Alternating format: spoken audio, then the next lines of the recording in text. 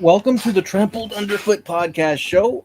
Your hosts are Eloy Escajedo and damn, I'm sorry about that. I don't know why I did it reverse. What? And Mark Linden. That's just so wrong. But And it's Mark no, Lindsay. it's true. Well, it's true, but the order is incorrect. This is like the first time I've done that, like probably ever or once in a blue moon. Dude, Um, the order don't matter, but but okay. you know why I probably did that? Because Mm. I cut my lip and I'm looking at myself in the screen while I'm doing that. I'm saying Eloy Escajedo is blotting his cut. Yeah. Sorry about that. Okay, so it's Mark Lindsay and Eloy Escajedo coming live. Welcome everybody, Trampled Underfoot podcast. Here we are, and here's Lindsay. Dun, dun, dun, dun, Well, dun. I told you I had a silly, stupid question for you. And, this is one of those things I really just don't know. I've never heard of it, but that doesn't mean it isn't a thing. And this is on the topic of food. Um, I was watching a video earlier today from a dude in Texas who's a Texas barbecue guy, pitmaster. And I've gotten a lot of cool recipes from him. And he came up with something that I had never heard of, but evidently it is a thing. Have you ever had a pork burger? No, It, it, that I can remember. Obviously, hamburgers are made of beef. Well, there are also bison burgers. There are lamb burgers. There are all kinds of different types of burgers. I've even heard of chicken and turkey burgers. But he was like, why aren't there a pork burger? So he showed how to make a pork burger, and it looks pretty good. And I'm thinking about it. He hand ground the pork and added this mix and that spice and all this other good stuff, and it looked pretty decent. And that got me thinking about, well, yeah, you could do that. You could make all kinds of neat things. And then it got to me thinking, well, we do have sausage patties, we do have sausage sandwiches and what have you. But why do we limit ourselves when it comes to these things? For instance, have you ever had a bratwurst patty? No, I Me don't think that either. exists. And that just sounds intriguing to me. So I'm wondering, are bratwurst patties a thing? And if so, how would that taste between? It would have to be pretty damn good as a replacement for a hamburger. Grill it up, throw it on a hamburger bun with some, mayo, mustard, lettuce, tomato, maybe a slice of cheese. I don't know. I mean, hell, I'd eat it. I'd try it in a heartbeat. But that got me thinking further. Dude, it's 2025 and we don't have bratwurst burgers. Why not? We should.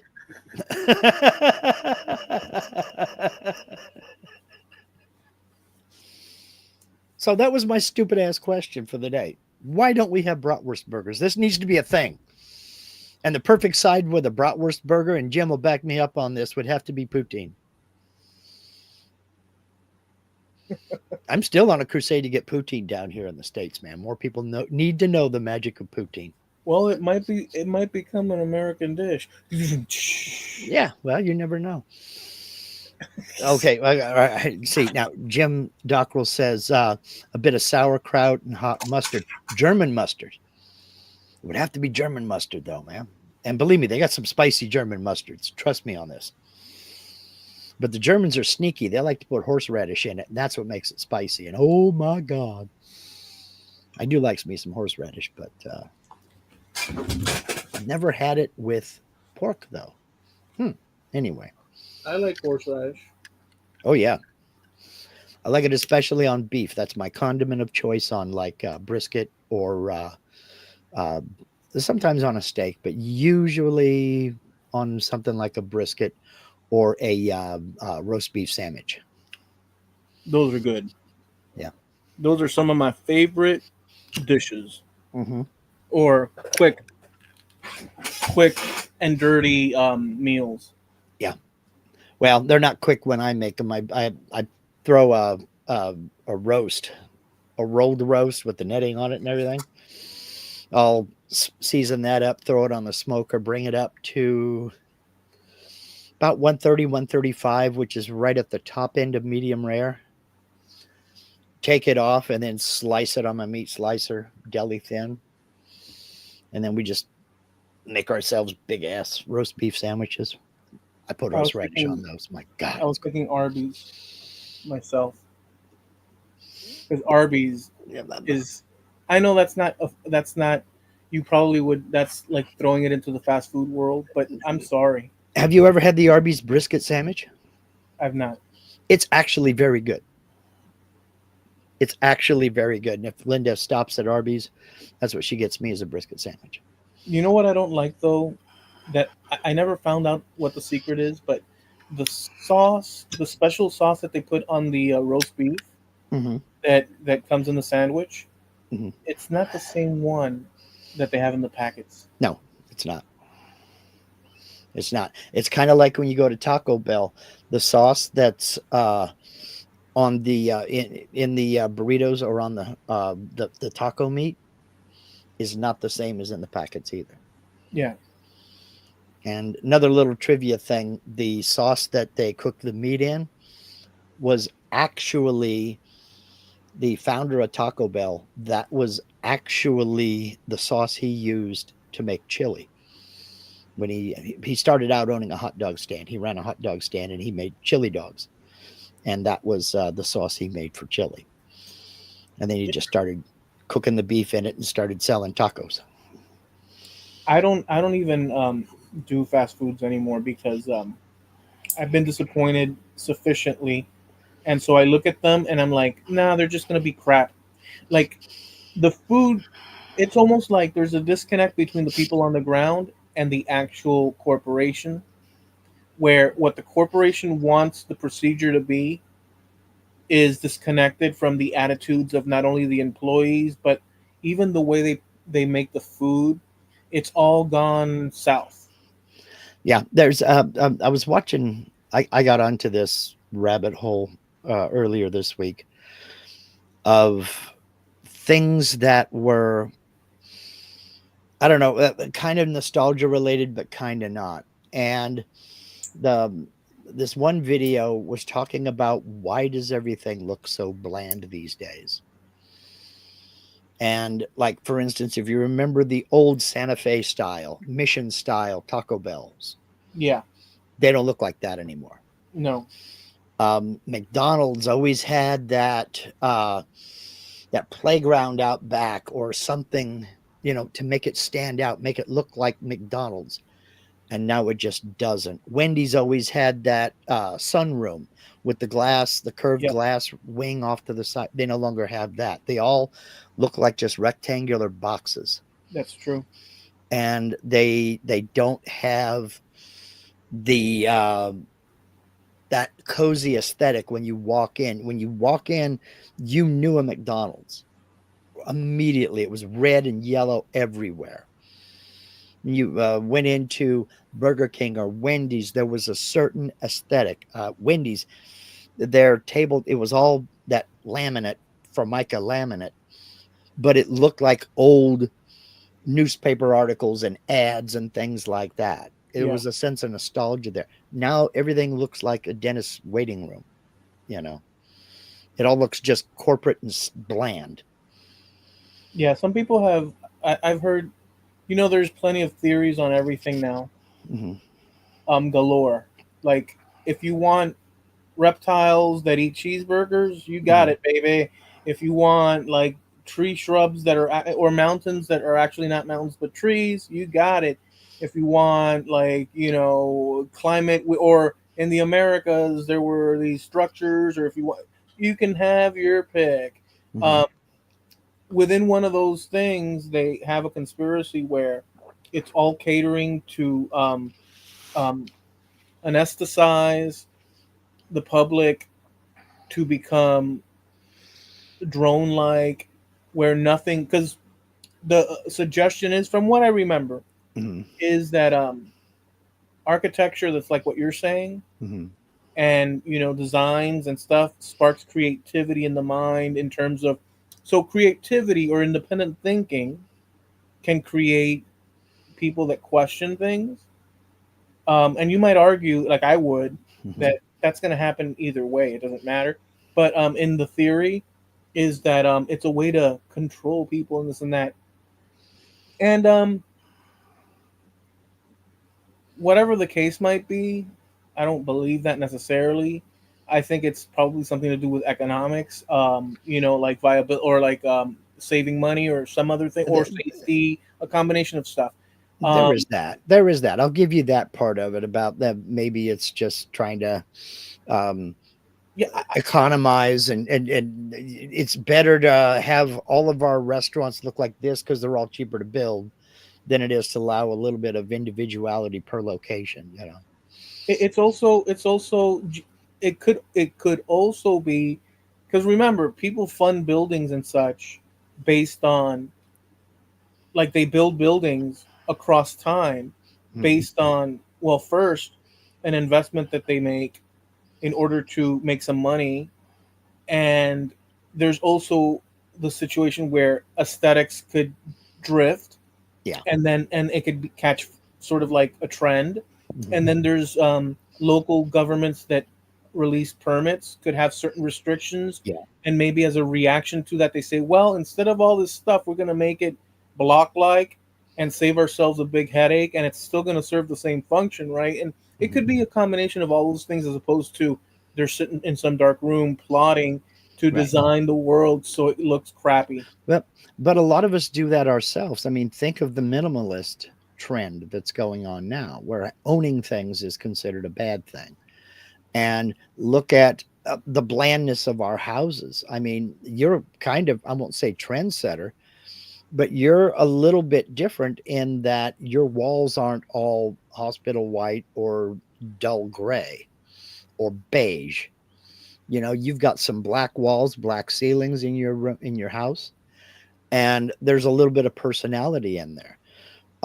Growing up, I remember every room had a color theme to it. The kitchen had one color theme, the living room had another color theme. My bedroom was different from my brother's, which was different from my parents'. It was either usually all the walls painted whatever color we wanted. I usually ran with blue. My brother would sometimes go orange or red or whatever, but you don't see that anymore. If you do, it's one accent wall, and then everything else is kind of white, you know. Yeah. Yeah, Jim, in the 70s there was paneling. Yeah, I remember hanging paneling. Get out the liquid nails, and you know, and people thought that they were, I've got this home DIY renovation stuff down because you can't see where the seams are on my paneling. You know, it's like, oh goody, you learn how to cut. You know, but hung a lot of paneling, and I didn't put down any carpet, but every room in the house had shag carpet in it, or the high-low sculpted carpets, Yeah. one or the other. But there was color and there was variety. We went a little far in the kitchen with all the floral prints and apples everywhere, and the ducks and the geese and all that other kind of stuff. But Our I floor, go go ahead. ahead. No, no, no, go ahead. And I'm a recovering real estate agent, and I would tell people when they asked me, I would let them know that look, if you have any appliance in your kitchen that is the same color as a soup, it's time to upgrade that appliance. If you have a wallpaper border up at the top of any walls, it's time to get rid of that and paint. That's not what people are after. If they had any bold colors, like you have one burgundy wall, that's a hard color to cover. Paint it, because I personally have seen people get turned off, walk in, and there's a purple wall in the kitchen. Oh no, they just look at how much work it's going to take to cover that, and they're not interested. You know. Yeah, in retrospect, in a sense, I mean, it is what it is. But if you think about those examples that you gave about your house, Hmm. and by the way, we didn't have shag carpeting ourselves, but Hmm. we did see that in around town. Yeah. We had more like the vinyl squares Yeah. that had Tile designs floors. on. Yeah. Hmm. Ours was like a brushed dark marble type deal, Yeah. something or other, and it always shined, right? It was Mhm. always shiny. And then the kitchen had the same, but these tiles or laminates in the kitchen had these patterns of like I guess geometric, sort of like orange, tan, and yellow, and maybe little green dots. It had some sort of like, it Mhm. looked like like ceramics you would buy at some crystal shop back in the Yeah. day, a dormant, type shop. Well, the floor, like the patterns that you'd see on them, the floor was that, Mhm. and um, and but thinking about it, and maybe it's nostalgia, because that's what you're sort of touching on in a sense by bringing up like shag carpeting and this, that, and the Yeah. other. Um, Popcorn ceilings and everything. there is something to be said, though, at least for my review of it right now, where those were interesting spaces, dude. Yeah, and that's exactly what I mean. They were interesting. They weren't, and now we've gone to this whole minimalist style where everything is white or gray. Although I will say I'm seeing kind of a sage green now too, a real mute green. So we went from beige to hospital white to gray, and now we're kind of moving to green. But there was some interest there. I mean, you could, oh my God, I can't I can't count high enough to tell you how many of my friends had those 1 foot by 1 foot self-adhesive mirror tiles stuck on a closet door instead of having a full-length mirror. That was a style. You just had one closet door that was all mirror. Yeah, You had heck, my parents went out and bought six of those 1 foot square cork tiles. They were about 3/4 of an inch thick, and stick them on the wall for me to tack stuff up onto, notes and what have you. And I used it. I used the hell out of those. and also, well, going back for a second, the my house had a back then in that era. I don't want to call it Victorian. I don't even know what you want to call it, but it seemed like something slash gilded, but not really. Where it had adornments that were like Mm-hmm. candelabras. Mm-hmm. The furniture had this sort of um, textile to it that was shiny, but it wasn't silk. It had this thing. I don't even know. Maybe it was silk. I don't even Like a know. brocade or something like that. I don't. I have photos of it, but Yeah. it was it almost felt like 1700s for some reason. Now Yeah. looking back, thinking back, Okay. it was a 1700s vibe. So there, people did that too back then. Yeah. Like you had people that had, and so you had all these adornments like on top of like countertops and little Mm-hmm. islands and stuff, where you'd have like these vases that were, at least in my here, in my grandmother's and my mom, they had like these vases that were like ceramic or glass that had these things like it was all like grand sort of look. Grand ornate. Yeah. Almost a Rococo style, old Spanish. I don't even know if you could call it Spanish. I right now I would just say 1700s. Mm-hmm. I don't even know where to go with that. But I will say that it you moved through those spaces without thinking about those things, but you caught them in your vision, and now Mm-hmm. everything is well, not everything, but like now it's a different world. So there is something to say. Just long story short, there is something to say, in my opinion, to these ornate things, Mm-hmm. even outside structures, as opposed to just boxes. Yeah. There is something to be said about that. Yeah, yeah, yeah. I agree with that. Every room had personality, and you could definitely tell the decade the home was built in. If you had painted door trim, it was pre 1970 or post mid 1980, because in the 70s, everything went from that clear varnished Luan door. All of a sudden, everything, all the woodwork was stained dark. So you'd have white walls with a dark brown door, dark stained door, and dark stained door trim, and then dark base moldings. And the base moldings were only about that tall. They weren't very tall at all. And in the kitchen, you'd have real dark uh, cabinets. Yeah.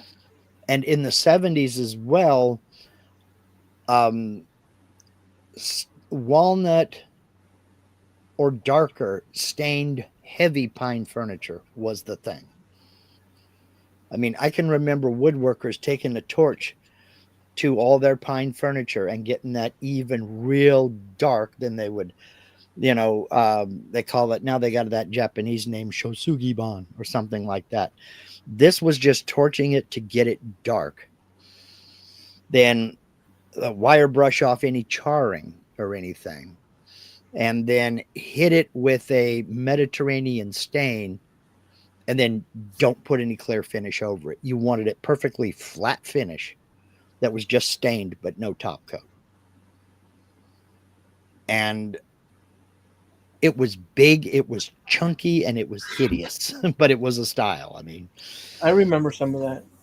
oh We, man. we also lived in a time where, let me correct this. We also lived in a time where lighting Mm-hmm.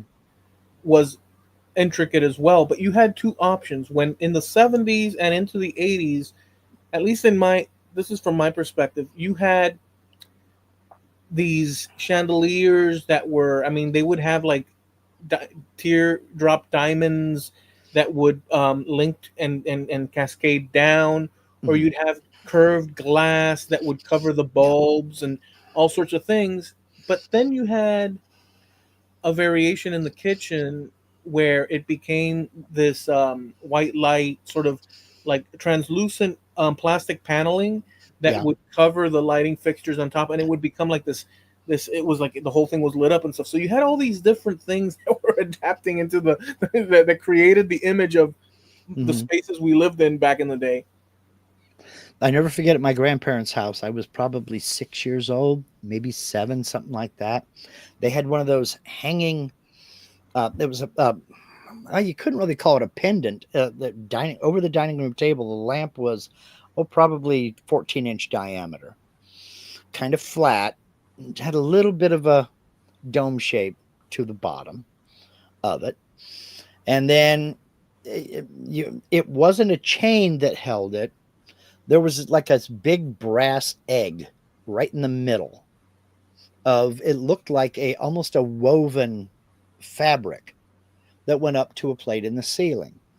It freaked me out the first time I saw it. My grandfather, one day, he was doing something. We weren't eating or anything, and I was just kind of standing there watching him. And he stood up and grabbed hold of that lamp, and he pulled the whole thing down closer to the table.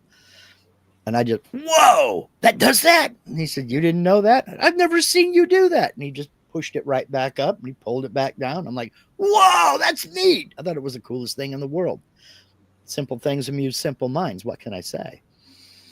But it was one of those weird things. They had a brick fireplace, red brick fireplace, but that entire wall was brick. So that was the feature wall in that room. It Yeah, had tray ceilings and the high low carpet and all that other good stuff. But this was back when your entire room, except for the kitchen and bathroom, were carpeted. Dining room was optional. They didn't have carpet; they had tile, but they had one of those oval braided rugs. It was one big old huge spiral. You know, they had one of those underneath the dining room table. It was just, I don't know, the whole. But see, that says home to me. Having that brick wall with the fireplace in it, yeah, and the different the tray ceiling instead of just a flat ceiling, and it wasn't popcorn either. It was textured, but not popcorn. It had like a stucco texture to it, and it was painted. But that was personality, and there's more. Something about that felt home. You know. yeah, Now, um, industrial style and this, that, and there is nothing in that that says home to me. It just doesn't feel. It feels industrial. It feels sterile. yeah. And the same thing with the muted gray walls. It just feels doctor's waiting room to me. It doesn't. There's nothing in there that screams home at me. You know. We used to have these were common back then, but a horse shaped cigarette ashtray thing Mm-hmm. that would stand tall. So like if you sit on a couch, it would Mm-hmm. reach the level of your hand, so you could Yeah. twitch your hand and just go flip, flip, and drop the ashes. And it was a an ebony Mm-hmm. horse Oh, with a okay. little ring, Oh, and okay. Yeah. it had the little tray, and it was something impressive. Like I remember looking at that thing and like it was like it had it was like a piece in itself. But the thing is that we had ashtrays on counters in Yeah. cars All over the everywhere, place. and these ashtrays are something that now are missing from our Mm-hmm. collective reality. Not totally, but enough so that it's no longer something that one can point out, let's say. Yeah. They're not even in cars anymore. You have to go to the store and buy one and put it in one of your drink cups. Um, uh, I made it didn't have the horse and the ring or anything like that. This was a tripod shape. I made a smoker stand from my dad's lazy boy chair, so it sat right next to his recliner, and it was exactly the right height. Went down and bought a glass ashtray. I made it for him in metal shop in high That's school, great. and um,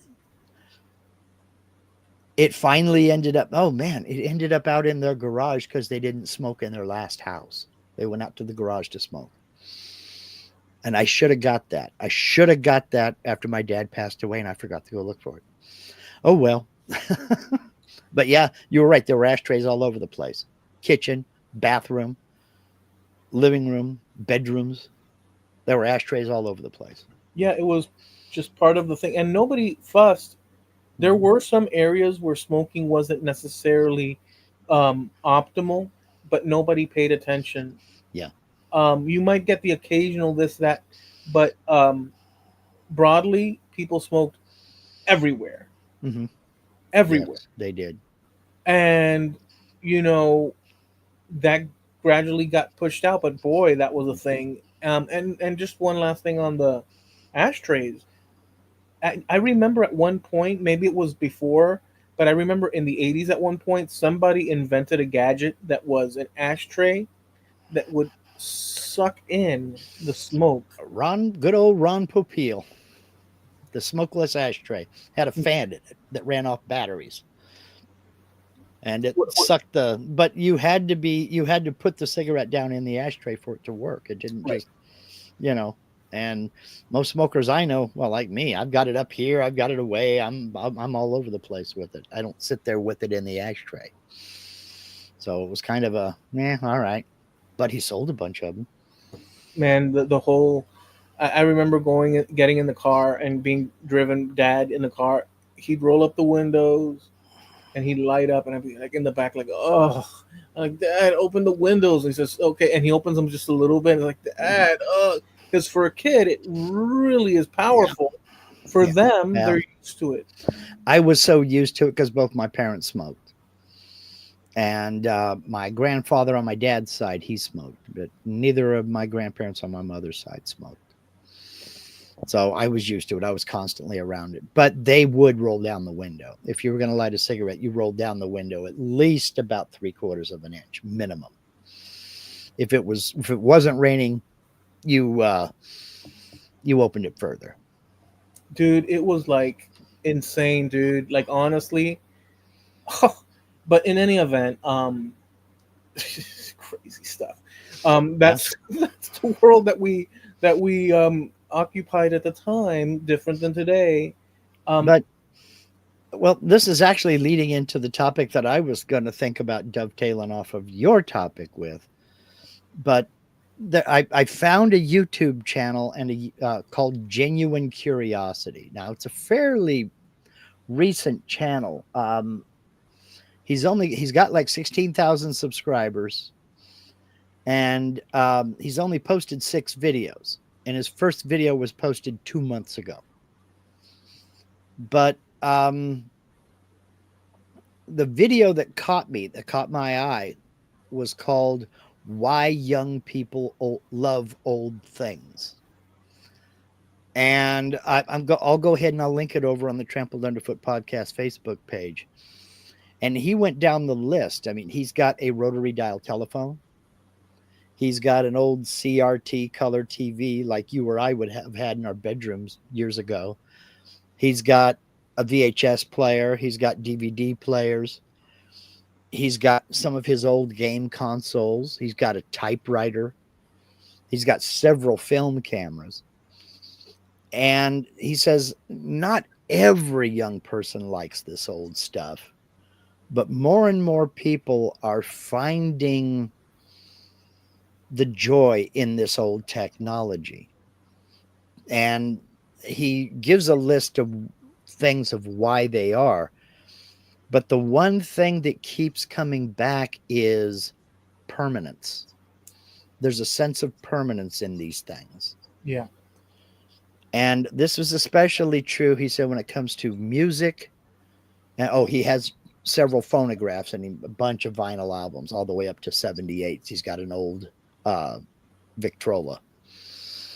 And he says there's a sense of permanence when it comes to this music and these old movies.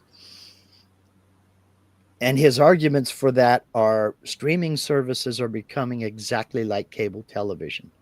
They keep placing more ads, raising prices, then placing more ads on top of that. Whereas he says, I can put a VHS tape or a DVD in my player and watch the whole thing. He said, now don't get me wrong, streaming is very convenient until it isn't. He says, how many times have you gone to look for that one movie that you absolutely love and found out that the streaming service has dropped it? They no longer have it. Oh yeah. Maybe there was a issue with the distributor or something like that, and they've taken it off of the streaming Yeah. service, and now it's over there. Yeah. They pulled the contract. Yeah. He says, nobody is coming to my home to get this DVD. Nobody's coming to my house to take these 3 books out of my bookshelf because somebody decided to drop the ebook version. So there's a sense of permanence and a sense of convenience. He says, basically, yeah, I have to get up and go put a tape in the machine, but I'm not giving anybody my credit card number. I'm not having to remember passwords. And if I go over to a friend's house, I can take my DVD player and the DVD and we can watch it over there. And I don't have to go through different VPNs to log into my Netflix account or Disney Plus or whatever on his setup. I can just plug my DVD player in and we're off. Says, and that has a very, very broad appeal. And amongst his friends, that is getting more and more popular, and he's seeing it other places as well. And I think we're starting to see that come back. I don't know what you think about that. I think no doing. I think you'll see, from my perspective, which is different than yours, nothing is going to hold back the forward march of what we have. Some people will, like you're saying, but like there's always been people that are like that, um, that collect and that Mm-hmm. sort of like. But I think that I don't know. I don't think so. I think that digital is too convenient. Like I like everything that you just said and what that guy is doing. Like I like the idea, but in terms of space, convenience, and this and that, like I would, with all the options that I have for watching movies, if I can't find the one that I want, yes, that's disappointing. But Mm-hmm. it's not like, like the other day, I'll say I was looking for that. What's that movie that I like? That's not really great, but it is great at the same time. Idiocracy. Mm-hmm. They used to have that on YouTube, Yeah. and then it disappeared. And so I was like, well, wait a second, I want to see this movie because I've referenced it in some of my writings recently. I said Mm-hmm. I want to watch it again, and I found it. Mm-hmm. I But you had to search, didn't you? No, well, I found an extra keyword to add to it, Mm-hmm. which I don't want to publicly think that I don't want Hmm. to ruin it because there's plenty of movies. Yeah. Sorry. But you can watch movies anyways anywhere. I wanted a specific one and I was able to find it. The point is that in many cases you can work around it, but we weren't even meant to do that. We were meant to go to the store Hmm. and purchase a VHS or a DVD, Yeah. or before that, just go to the movies and you're done, or watch it on TV when it plays, as a premiere. Yeah. But we weren't necessarily, that wasn't like all the features we have now are add-ons that we didn't have access to that is now a Mhm. benefit to us in terms of convenience. Yeah.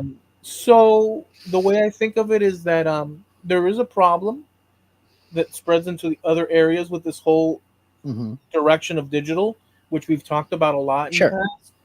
But I think that it will be a small group. There's always going to be record collectors, vinyl Yes. collectors, Yes. and people that do that. Whether it spreads like wildfire, I don't know. Yeah. I don't know that it's going to spread like wildfire, but his point was less about physical media needs to replace streaming because I don't think anybody's under the illusion that it's going to. I don't think it will. His point overall in general, if you watch the whole video, and it's not that long of a video, is that we kind of live in the right time because we have options. Going forward, we probably won't have these options. For example, the last brand new VCR, the VCRs stopped being produced in 2011. You won't find anything newer than that.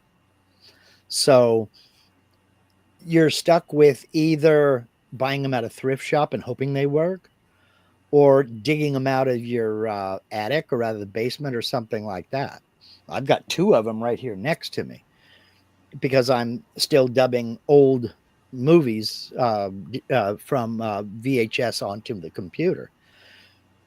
But there is that option, and that it won't be that long.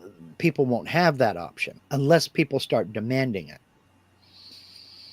And I think some companies are actually starting to see that because you can do a search and you can find TV series that are pretty new. You can get them all on a DVD box set. So there's still a market for that. There is still a market for DVD box sets, despite the fact that they're not making DVD players anymore. Hell, they're not even putting DVD drives in computers anymore in some cases.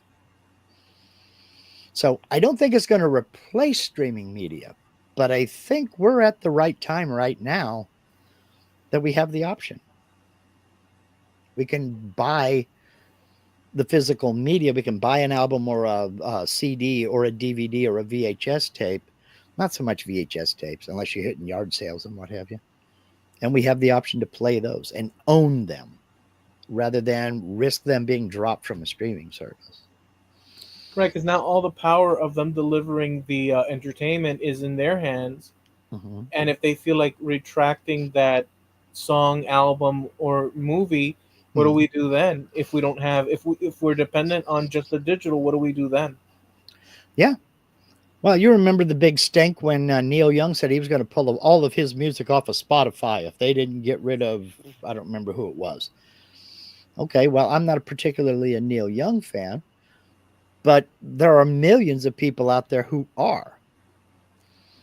And all it takes is one argument. But neither Neil Young nor any of his representatives can come into your house and take a CD or a cassette or an 8-track even.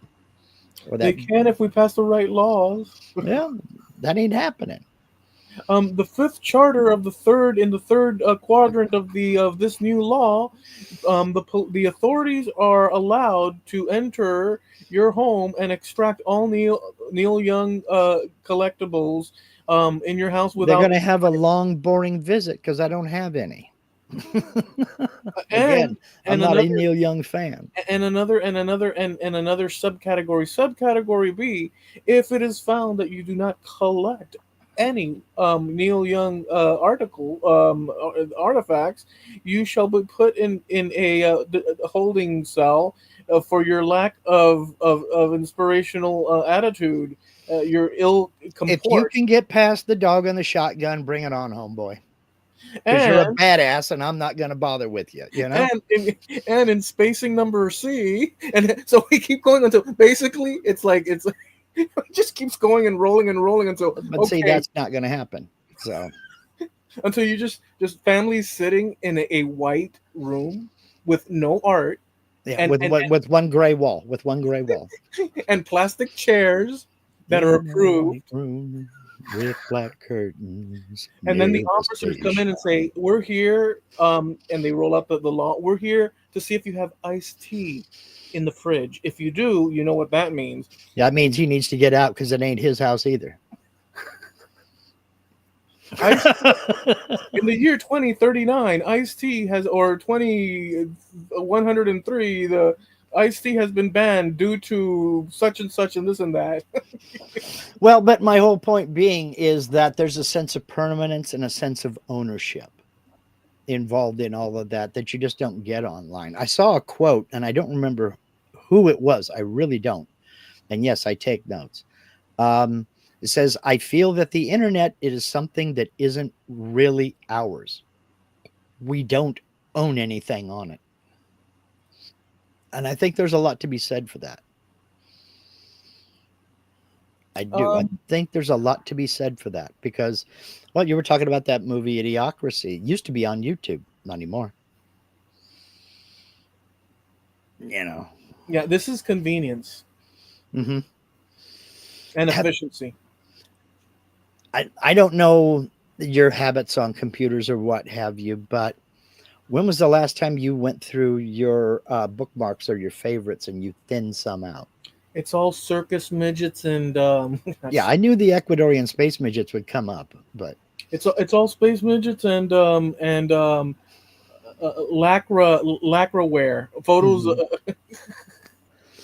Well, I went through and cleaned it out probably 2 years ago. And I was shocked at how many websites and videos and various things that I had that were just no longer there. Just, no longer being curated or the domain died or nobody bothered to renew it or what have you. Just abandoned stuff and I still had it bookmarked. But did I really need to bookmark it? Because if I hadn't been there long enough to know the website was gone, did I ever really need to bookmark it in the first place? remember Chose that remember that time, Mark. It's one of these two. So it's one of these two. Hey, Mark, remember that time we hung out at the rink and yeah. Tiffany dropped that glass jar full of marbles and it ran all across the rink and people started slipping sliding hmm until we had this whole mess on our hands. Or what's been happening for the past 20 years. Hey, Mark, do you remember that one time in that one episode where you were in Oregon and I was over here and that happened? hmm See, there's a difference in what's going on now where before we had experiences localized and now Yeah. we have a digital experience where, okay, we're real people, but we're sharing ideas, thoughts, and memories in different parts of the country, but not in the physical spot.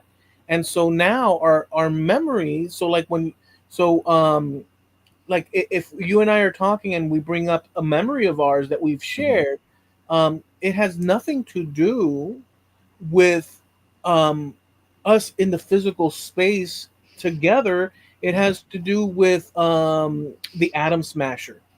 We hmm had that moment in that conversation in that, and you told that story, but and fine, sure enough, you could tell that story over the phone. Remember that time we talked over the phone, like back in the day? You could do that, or a letter that one hmm sent. But what I'm getting at is, I guess you know what I'm getting at. We're experiencing it digitally, Right. and we're forming memories Right. digitally, as opposed Right. to, hey man, we were at the disco. Well, I don't know that you'd be at the discotheque, but you get the point. Yeah, I do get the point. And that brings in a whole nother concept. A concept, and I've been thinking about this for a couple of years now. The concept of third places. And and what I mean by that was you had one place that was your home. You had another place that was either work or school. But then you had another place that you would go to socialize, be it the food court at the mall, or a bowling alley with pinball machines and what have you, or an arcade, or an ice cream shop, or a fast food joint, or what have you. We had a third place where everybody would go, and that was the social hub. That's where you and your buddies would go hang out, and maybe not, maybe buy one Coke from this fast food joint, and just hang out in the parking lot and talk about cars or watch other cars go by or girls or whatever. Maybe a record store or a music shop that would let you take down a guitar and kind of play at it a little bit. We had those third places, and I don't think third places are a thing anymore. Well,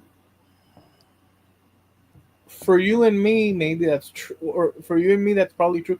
Um, but I'm gonna throw this at you because it made me think of some another option, which creates a problem for you and me, or not really a problem, but something to think about. Maybe when I walk Vigo, Mhm. and you know that there's now many students around here. Sure. In fact, it's true that these students gather physically. I mean, most of them are just walking to and fro. Sure. It's like who know what are all these people doing? As I'm walking the dog, these people are they look like they're going somewhere and doing something. This is not the Sweetwater. Anyway, Yeah. like I'm thinking, where are all these people going and where'd they come from? Yeah. And They all move in with a purpose. Yeah. yeah, I'm like, what the hell's going on around here? People seem like they're doing stuff. How Ah! come I wasn't invited? So they're all moving about. It's uh-huh. kind of like a little bit New Yorky. Um, New Yorky, not the doggy, but the placey. Um, Okay. Uh, um, I minimalized the New York. It's New as it York. should be. Isn't this kind of New Yorky? But some of them gather in the corners, Mark, and they there's like little grocery Hmm. kid grocery stores where everything's more expensive. Like the whole Yeah. thing's such a whatever. But they do gather, and you see them coming out of cars in groups. But then Hmm. again, I will say this: they're quite international. I'm talking about Hmm. people from all parts of Africa, people from Hmm. all parts of like Europe. Like you'll hear Spanish, Yeah. Spaniard people. You'll hear French people. Hmm. You'll hear all sorts of people.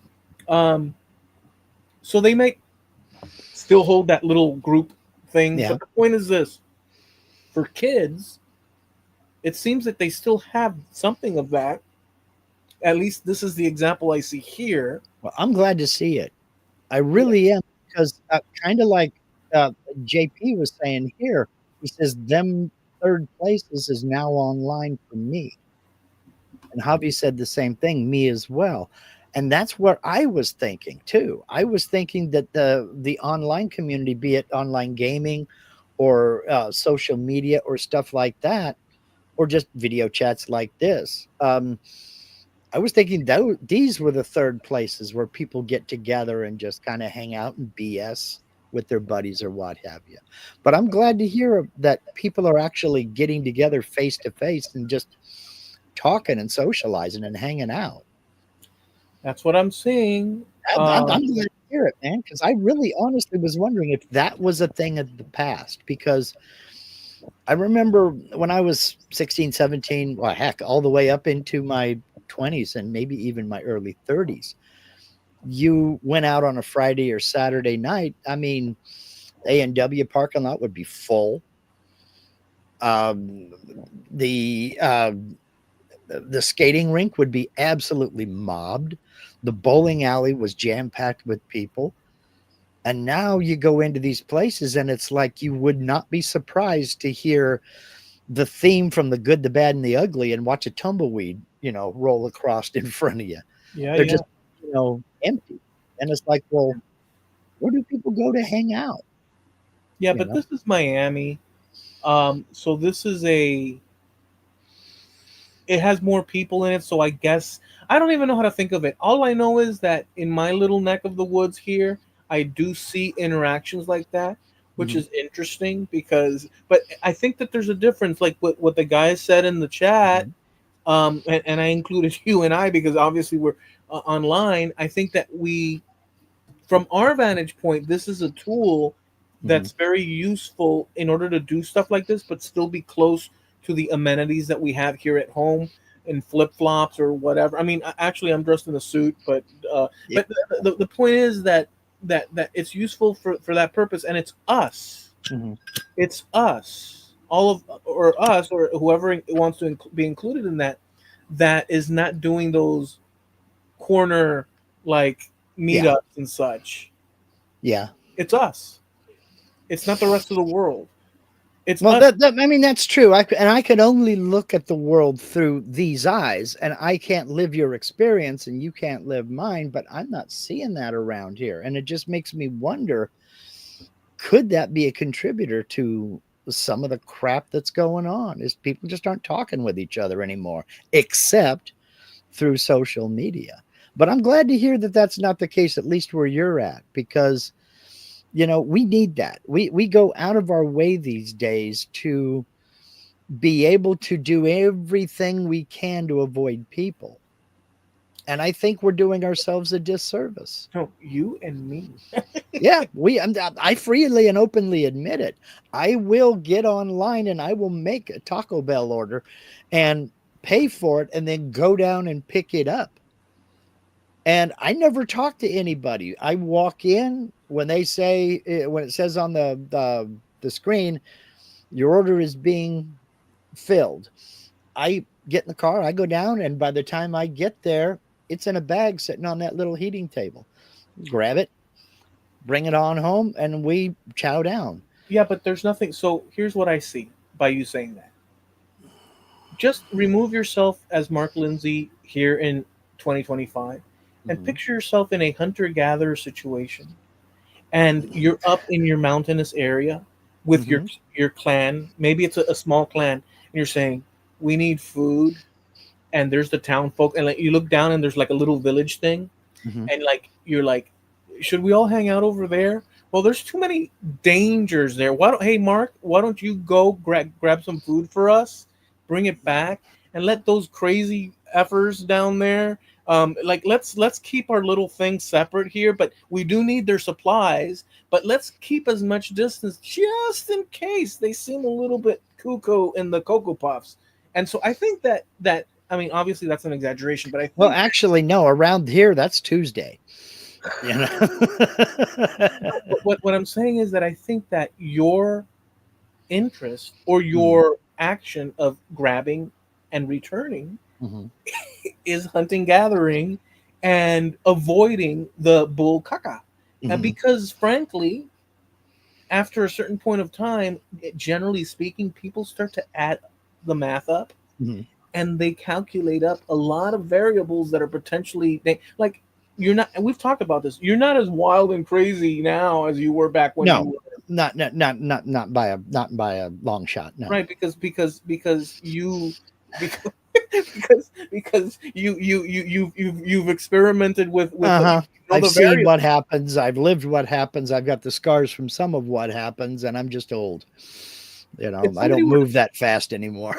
if somebody were to tell you like they used to do to me, my friends, they'd have to drag my ass because I Mhm. was always pretty much kind of like to myself. I'm Mhm. quite content as long as I have whatever reading material or this. Not now I can read online, but like Mhm. back then, I was pretty freaking fine. But my friends would come Mhm. and they'd say, "Hey, look, we're going out to the beach, man. We're gonna go to the clubs, so get ready. We're coming to pick you up, dude." I said, "Ah, dude, thanks, man. I do appreciate it, but no. Oh, Eloy, come on, stop being such a." Yeah. And Yeah. I'd say, "Oh, dude," and they keep pushing and pushing, and then they say, "Eloy, listen, get ready because we're going. That's it." And they'd Yeah. hang up the phone, and I'd be Yeah. like, We're coming to get you. and I'm like, holy crap, what the hell? And so I'd be not angry, but I'd be like, stupid this and that, and get ready. And then they'd arrive, and I'd get in the car, and just as soon as they start talking and the music's on, I'm like, Having oh, a good time. I'm Yeah. enjoying it. And then we'd go off and have our adventure, and we'd be back. And but the way, so I guess what I'm getting at is this: if you got rung up Mm-hmm. and they say, "Hey, dude," like now, like today, Mm-hmm. like right now, like you there with your Mm-hmm. headphones and this and that after the show, say, "Dude, we're gonna go over to the lake and this and that or whatever, and hop in. We're coming to pick you up, dude. Don't worry about it. Let's haul ass. Let's go." I don't know what you'd say, Mm-hmm. but I'd be, well, I do have uh to go to the fridge and make some pop tarts yet, and that's gonna take some effort, and I'm gonna. Yeah. That's what I would think. Yeah. So I don't Yeah. know about you, but we're not. If somebody's told you, "Hey man, drop caution to the wind, my friend. Let's get in It, the car and let's see where it takes us," I personally will think two, three, four, five times mm-hmm. and say, "Dude, you're asking for a suicide mission." Yeah. Yeah. I don't want to do this. I don't want to do this. That's Yeah. what I would think, and Uh-huh. I would assume you're sort of in that area too, I'm where getting that way. I'm getting more and more that way. And you and I were talking the other day. I don't remember if it was on a podcast or if we were just talking behind the scenes. Where I used to tease you about being a hermit, and I'm more hermit than you are now. I think I went to Publix because today. yeah, see, I didn't do that. I talked myself out of going to the store today. If somebody were to tell you, or to tell me, I'll use myself as the example. If somebody were to tell me, "Hey Eloy, dude, after that show, I know you're doing that online show right now, but dude, we're gonna head out to the beach, dude." Mm-hmm. Once the word "we are Mm-hmm. going to head out to the beach" Mm-hmm. lands, Yeah. that, yes, I like the beach, abstractly, Mm-hmm. and even in reality, but the idea of commencing a journey Mm-hmm. is not as appealing Yeah. as even back in the day. But like, Yep. and I so that's agree. the thing. I'm sorry to say, it's Yeah, just, I'm with you there 100%. I used to lie to people so I could get the time to go fishing. I haven't had a fishing license in 2 3 years. You know, I was all about fishing. That's all I wanted to do. If I had a moment where I wasn't physically at work or physically taking care of somebody or something, I wanted to be out on the lake or on the river. "Hey Eloy, let's hang out on your porch then." Oh, dude, that's, you know how much And effort that's gonna take. but now it's a pain in the butt, and I just don't want to do it. You know, It used to be I would get called up. let me take that back. I still want to do it, but not with as much zeal as I did 40 years ago. You know, it really was. It was the point where if one of my relatives even said the word fish, and I was like, "What? I'm your buddy, ain't it, Spike? Yeah, let's I'm go, gonna let's tell go." you what the You turning know, point was. I'll tell you what the turning point was. Once I discovered box wine was available at Publix at that point in life, then I said, "You know what, dude? Like, there's no it's like, reason to leave the house. yeah." At one point in time, I was like, "Man, box wine. The party's at home, everybody." Well, I don't drink, but back in the day, I had one grandfather that made wine and another grandfather that made beer. So that was never an issue, you know. And if that wasn't enough, one of the beer distributors was right across the street from my house. And I would literally carry a pony keg across the damn street and bring it home. I got into a nudie bar when I was when I was underage, Mhm. pretending to be a Spanish foreign exchange student at the Mhm. beach. All my friends were older than me, and I was missing 1 year to be able Mhm. to. And they all filed in. They said, "Elo, don't worry. Just tell them that that you're old enough and this and that." But they were carding people, and I got to the thing, and here's this guy standing in front of me, a bouncer, Mhm. and I started to speak in Spanish only, Mhm. and but I manipulated the Spanish to what I thought would best approximate Mhm. A Spaniard. Mhm. You can't do that on the fly, you're not. But I tried to, and he said no, and I was like, I said, "My friends are in Spanish." I said, "My friends have just gone in. I'm just here for an exchange student. I mean, I'm telling you, I'm 18 or 20. I don't Yeah. know what the number was at the time." And he looked at me and he says, "Okay." And I said, in Spanish, I said thank you with because they have a little lisp thing. I said thank you, and I walked in. I was like puckered walking in. I was like, ooh, just for 1 year. And so there I entered the bar. Um, On a related note, my brother and I had been going to this one casino in Carson City for about 2 years. And we were in, we'd go play blackjack for a little bit, go sit in the bar, and then come back out and play blackjack for a little bit, go sit in the bar, maybe go play some craps, then go sit in the bar. And we went in. It got to where the bartenders knew us, to where if I held up two fingers like that, he knew it was two beers. If I went like that, that meant two beers and two shots of whiskey. So we'd go find us a seat, and then I'd go up to the bar, pay for it, and then we'd go sit back down. And one day we're sitting there, we're laughing and hollering, and the bar, one of the pit bosses comes over and says, "So, what are you guys having a party or something?" No, we're just celebrating. My brother says, "Yeah, it's my birthday." He says, "How old are you?" Looked him dead in the eye and said, 21. And the pit boss just looked at you sorry SOB. He'd been going in there for 2 years. They'd never carded him. And he'd been going in there since he was 19. that's awesome. I mean, And that's wrong. legal age on the West Coast is 21. It's awesome when it's you getting away with it. It's wrong with when other people Mm-hmm. socially and like but if you're a teenager and you're getting away with that, you're feeling you're the coolest mf'er Yeah, ever. you're So I'm getting over, and you're going to keep your mouth shut about it and just go in like you own the joint. And he right. did. He did. I was 20, 23, 24, something like that. Well, I'm 4 years older than him, so I was 25 when he turned 21. Right. But it was, just one of those things. Just Yeah. There walk was in like you own the joint, and nobody ever questioned it. I mean that works sometimes. There was a bar here where the buildings are now. It was Mm-hmm. called the Bonfire. Mm-hmm. Earlier, before that, for most of Sweetwater's existence, it was Jimmy's Lounge, Mm-hmm. and that used to be one of the roughest places in Miami Mm-hmm. because Sweetwater was out in the boondocks, let's say, or the Everglades, whatever you want to call it, and which is where I'm sitting right now. But we're now city, so it's all weird. And so people would drive out, like people in Miami, like the liquor shops and such Mm-hmm. and bars would shut down Mm-hmm. at the regular time, but Sweetwater had no cap on that, so it Mm-hmm. would run all night long. And people that wanted to keep partying would simply drive out west into the woods into the night Mm-hmm. here, Yeah. and they'd get into fights, the cops, the this, the Yeah. that, car chases, just like anything that you could imagine, like from the movie. Lawless. When I was coming up in the 80s, Mm-hmm. and that's just across the block from me. Yeah.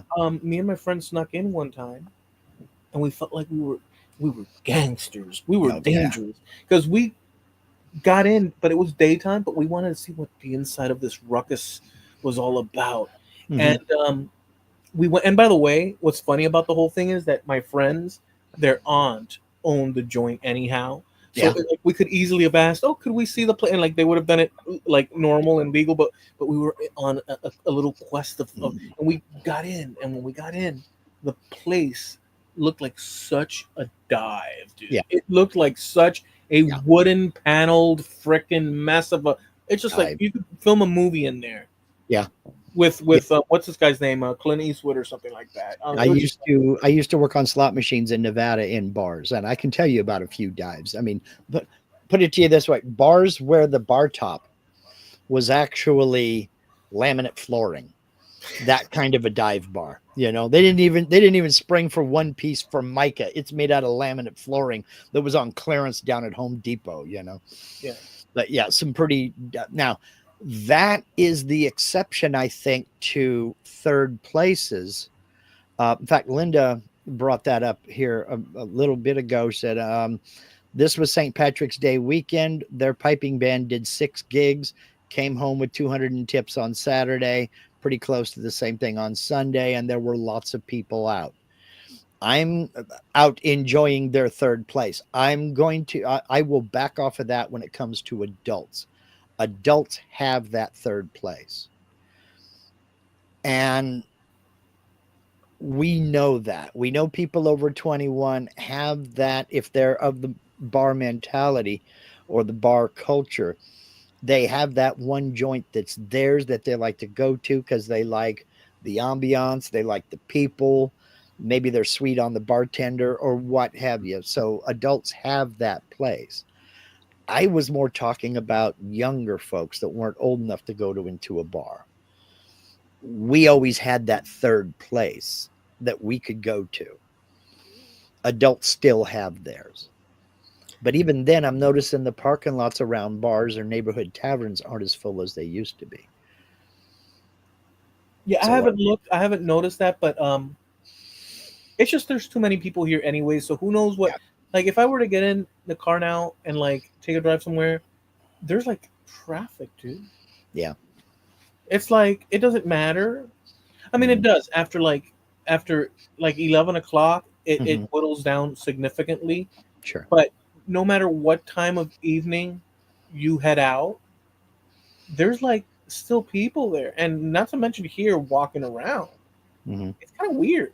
yeah, It's not like something that I was used to ever. And we were always a big city, broadly speaking, but this has become quite the back and forth well, movement type th- thing. yeah, well, you've got the university right across the highway from you, and you've got some high rises, on either side of you. Not directly either side of you, but you've got one not far down the road from you. I mean, student apartments and students heading for businesses and going to the store and going to Wendy's or whatever. I mean, so yeah, it makes perfect sense in right where you are. I imagine bicycle traffic is more than you ever thought it would be. Aren't there more people on bikes? Yeah, there's more people on bikes, but like now, since there's more cars, Hmm. the more people added or the more automobiles, the more decision makings or poor decision makings that people make. And so when one should turn the signal on, they don't. When one should move over, they don't. When Yeah, one should speed up because they're on the lane that should, they don't. And if they yeah, slow down too much, so there's all these freaking, like, if there's a stop sign or not, they'll sometimes stop in the middle of the road because it looks like an intersection that you should do that. And yeah. so all these things add up to a less than smooth. Gridlock. Yeah, Yeah, that's what's been going on, dude. yeah. Well, But you yeah, get more people on the road, you're going to have that problem, and we notice it here. I mean, it's still a small town, but the roads were designed to be a small town. Now they've been working on them. They've opened up a new expressway here, but I never thought I would be saying that about my little town, to where they had to open up an expressway so that you could get to the north end of the city to get out to some of the suburbs. yeah. You know, I never thought I would say that, but Um, it's the infrastructure is still very small town. I mean, 2 lane Main Street, that kind of thing. So, Let me tell you what happened to me. I had a 7-Eleven story. oh, So, see what you think about this. So, um, the other last week, I went to the 7-Eleven nearby mhm, to purchase some stuff. And as I walked up to the register and asked the lady for whatever, um, she brought it to me, and I gave her the money. She opened the register, got change, closed it, kept the $20 bill in her hand that I gave her the first time around because I gave her 23 bucks, mhm, and she gave me the change from the $3 from the 23 bucks, which was just change. But mhm, she was holding in her hand the thing after she closed the register, mhm. and she said, "Would you like a bag with that?" I said, "No," and I stood there. Anything else? Nope. And I just stood there looking at the $20. I'll give you the background, but she was holding the $20, Mhm. and she walked over to this machine that feeds and swallows up Yep. excess money, and she placed it on the tray that takes it, Mhm. but she didn't feed it. She left it sitting there. Yeah. And I'm sitting there looking at the tray, and I looked at her and say, "Are you gonna?" And at this point, I was tired, and I told her, "Are you gonna feed the $20 into the tray?" And she says, "I'll feed it when I am ready to."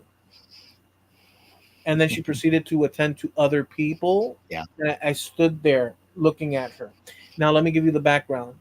For months and for a year, over a Mhm. year, the same person, apart from the fact that she's a very rude Mhm. person, and I'm not the only one. Like other customers, like when I'm there, they're always rolling their eyes and this and that.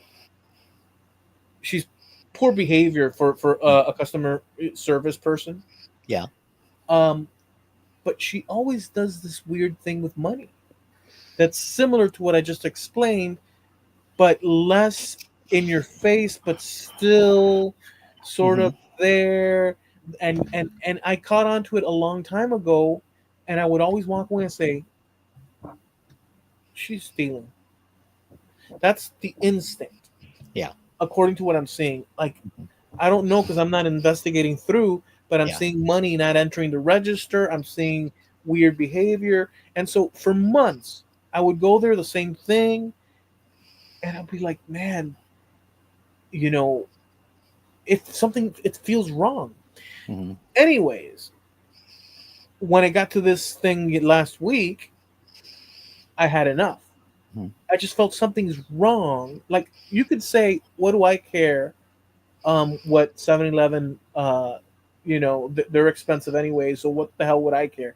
But there's something wrong about me delivering money to a person that's going to give me the items in exchange for it, and they're a worker and they're pocketing it, and to me there's something wrong. About There's all you can do in that situation, and I've been in similar situations. About all you can do in that situation is inform management. That's about all you can do. And say, look, I'm not accusing. I'm just saying you might want to watch because something ain't right. So I stood there. Well, Mhm. let me tell you the rest of the Yeah. story. You can see what happened. So I stood there Mhm. for a little while longer, and I say, "Ma'am, please introduce the $20 into the feeder." Mhm. And standing there, letting her do her register, but I stood next to her because my money is sitting there. It's no longer my money, granted, Mhm. but I'm tired of this because, just the factors that I told you. A guy from behind me comes around and says, "You should let people do their job. It's hard enough for them to work here." And I turn around and said, "Sir, you don't know what you're talking about." He says, "Yes, I know what I'm talking about." I said, "Sir, my $20 is sitting there, and I've seen this behavior before. So please, And he says, "Oh," and he walked away.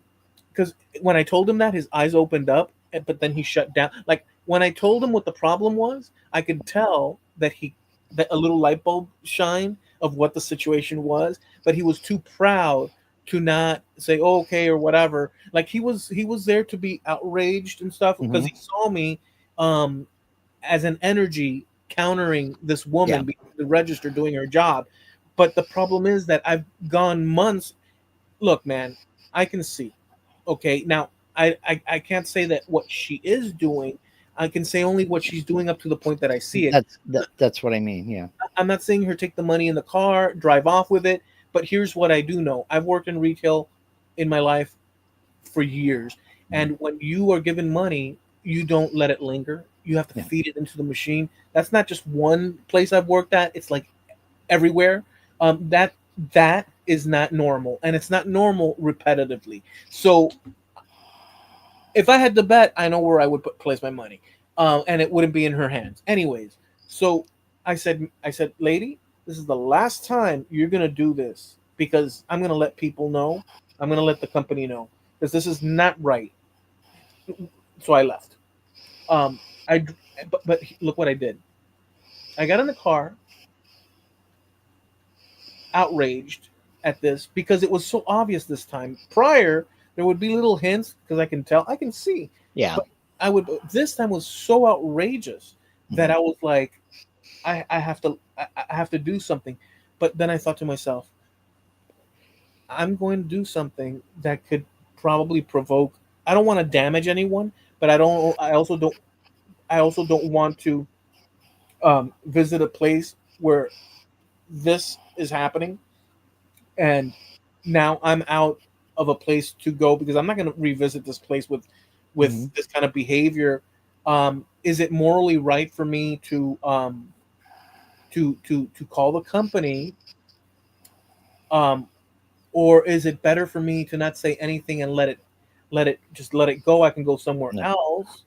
Um, do I want that on? Like I was conflicted, and as I'm driving, I said I got to stop at Publix, and I did my shopping, and then I saw a manager standing there, and I went up to him and I told him, "Sir, could I bother you for a moment? I have to ask you a question. It's not about your store, but it's about this business Retail. and stuff." And I told him exactly what I saw, Hmm. and he said you can either just what you said, either call or ignore. He said, and I said, "Sir, according to what I've said, if all the things that I've said, I'm having this conversation with a manager of Publix. If all that I've said is accurate as I've explained it to you, um, am I thinking?" And before I could say the word, he says, "No, your head is on right. She's stealing." Now, Hmm. he wasn't there, but I gave him the information, and I wasn't cherry picking. I was telling him what I saw. He Yeah. said, he says, before I even it was able to finish the Hmm. sentence, he says, "No, you got your head on straight. She's stealing." Yeah. And I walked out, and I was like, damn. But I'm still I still have the burden of, if I call, it could affect this woman that she's being nasty.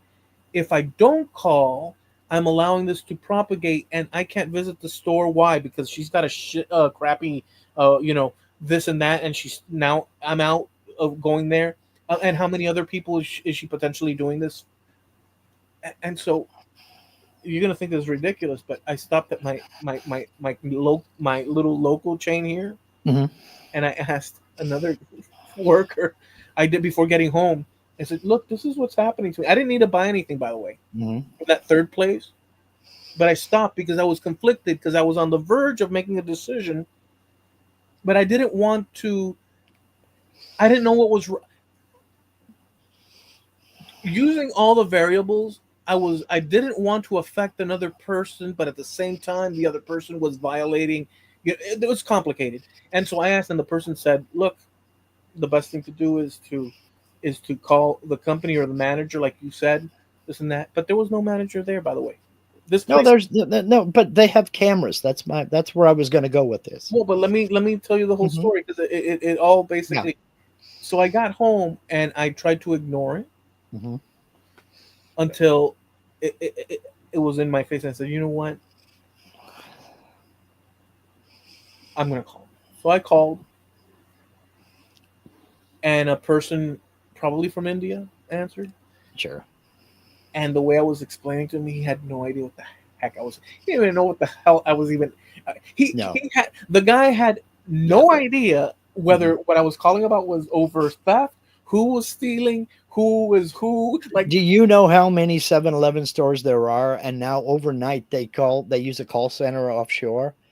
They don't know what you're talking about. my point is that I'm in that situation, Well, and where I'm trying to, like I'm telling, look, there's potential. Like I'm trying, mhm, I'm this is normal. There's a potential, and this is what happened of theft, and this is what happened and stuff, and finally we got our language where it met, mhm, or and he would say, "Oh, oh." I was like, "Oh, oh." After all that I said, now it's, oh, like you now mhm, it's making sense. And so we worked it out together, and I gave him the information. He says, "Well, what's her name?" This, that, and the other. I said, "Sir, I'm just calling you to let you know that I experience this, to be mindful, and that's as far as I think that my duty goes. I don't want to um hurt anyone, endanger anyone, but at the same time I don't want to allow something that could potentially." So I explained to him why I'm calling, but I'm not going to call the person out, just to be mindful of their damn store, is what I was saying. Be mindful, this is me, a customer. telling you that Okay. something doesn't seem right. Okay. And so okay, thank you, and they hung up. Here's the end of the story. Last night, I went to a different one, 7-Eleven, Hmm. or the last night or the night before, I went to a different one because I Hmm. didn't even want to bother with that place. I think it's Yeah. been like a week and a half, maybe not just last Yeah. week. It's been a week and a half, and the other place didn't have the tobacco and stuff. So I was like, "Damn, are you kidding me?" So I got in my car and I drove back and I said, "Well," and so I said, "Screw it. It's been a little window, Hmm. and that person doesn't work during the nighttime, so I'm gonna risk it." But I was a little bit, So Yeah. I parked. I got out my car. When I come into the store, instead of your typical one or two people there, Hmm. there was like 5 or 6 employees with management and everything in the place. Hmm. Unheard of in this place for years. You never see more than just, and it's usually like they were all there and they were. I was Hmm. like, oh, and they all like depending on like they move out of the way, like they were focused on attending customers. And when I get to the register, they're like, "How may I help you, sir? How the?" And I was like, "Whoa, am I back in the '80s?" Um, they gave me what I asked for. I paid them, and I walked out. And what that signal to me is that my message got across. Whether that lady is still there or not, I don't know. Um, but you know, it was a Well, situation that I felt I had a conflict. yep. There's there are a few things to unpack there. Okay. I'm venture to say 99.99999% of people would tell you that the minute she handed you that you handed her that money and she rang it up, what she did with that $20 bill was none of your business. A lot of people would tell you that. Yeah. You thought something was wrong. Hmm. You watched. I don't think I would have talked to her. I don't think I'd have said something, said anything to her. I'd have just watched. And if it didn't look right, I would go back to the store another time and talk to somebody else in the office, behind the counter, whatever. Ask for a manager. Let them know what you think is going. Well, no, you don't even have to. Don't make any accusations. You can't make any accusations. Say, look, this is what I saw. You might want to watch what's going on during this shift. I had a bartender who was ringing up. He was he was pouring um, middle of the road and top shelf drinks, or excuse me, pouring middle of the road and well drinks, but charging people for a higher level. You have well drinks, you have cold drinks, you have top shelf. Somebody'd order a well drink, I want a screwdriver. They're not asking for a specific vodka. He would charge them the price for a um, cold drink, Smirnoff vodka. Okay, well drink, $2. Cold drink, 350. Top shelf, $5 and up.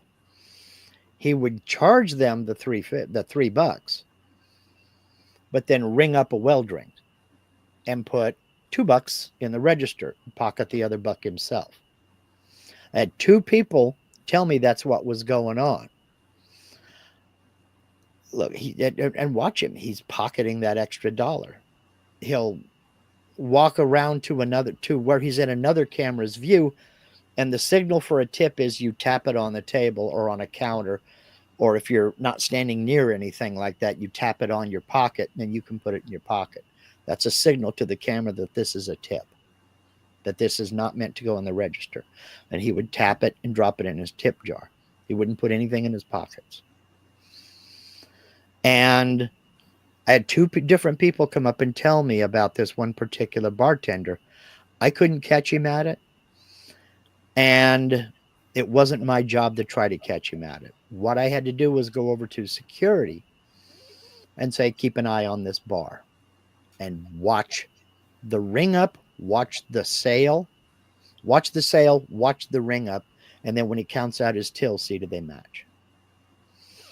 And it took about a week, but they finally caught him at it on camera, charging a higher price, collecting the money for the higher price from the customer, and then ringing up the lower price on the register and putting that money in.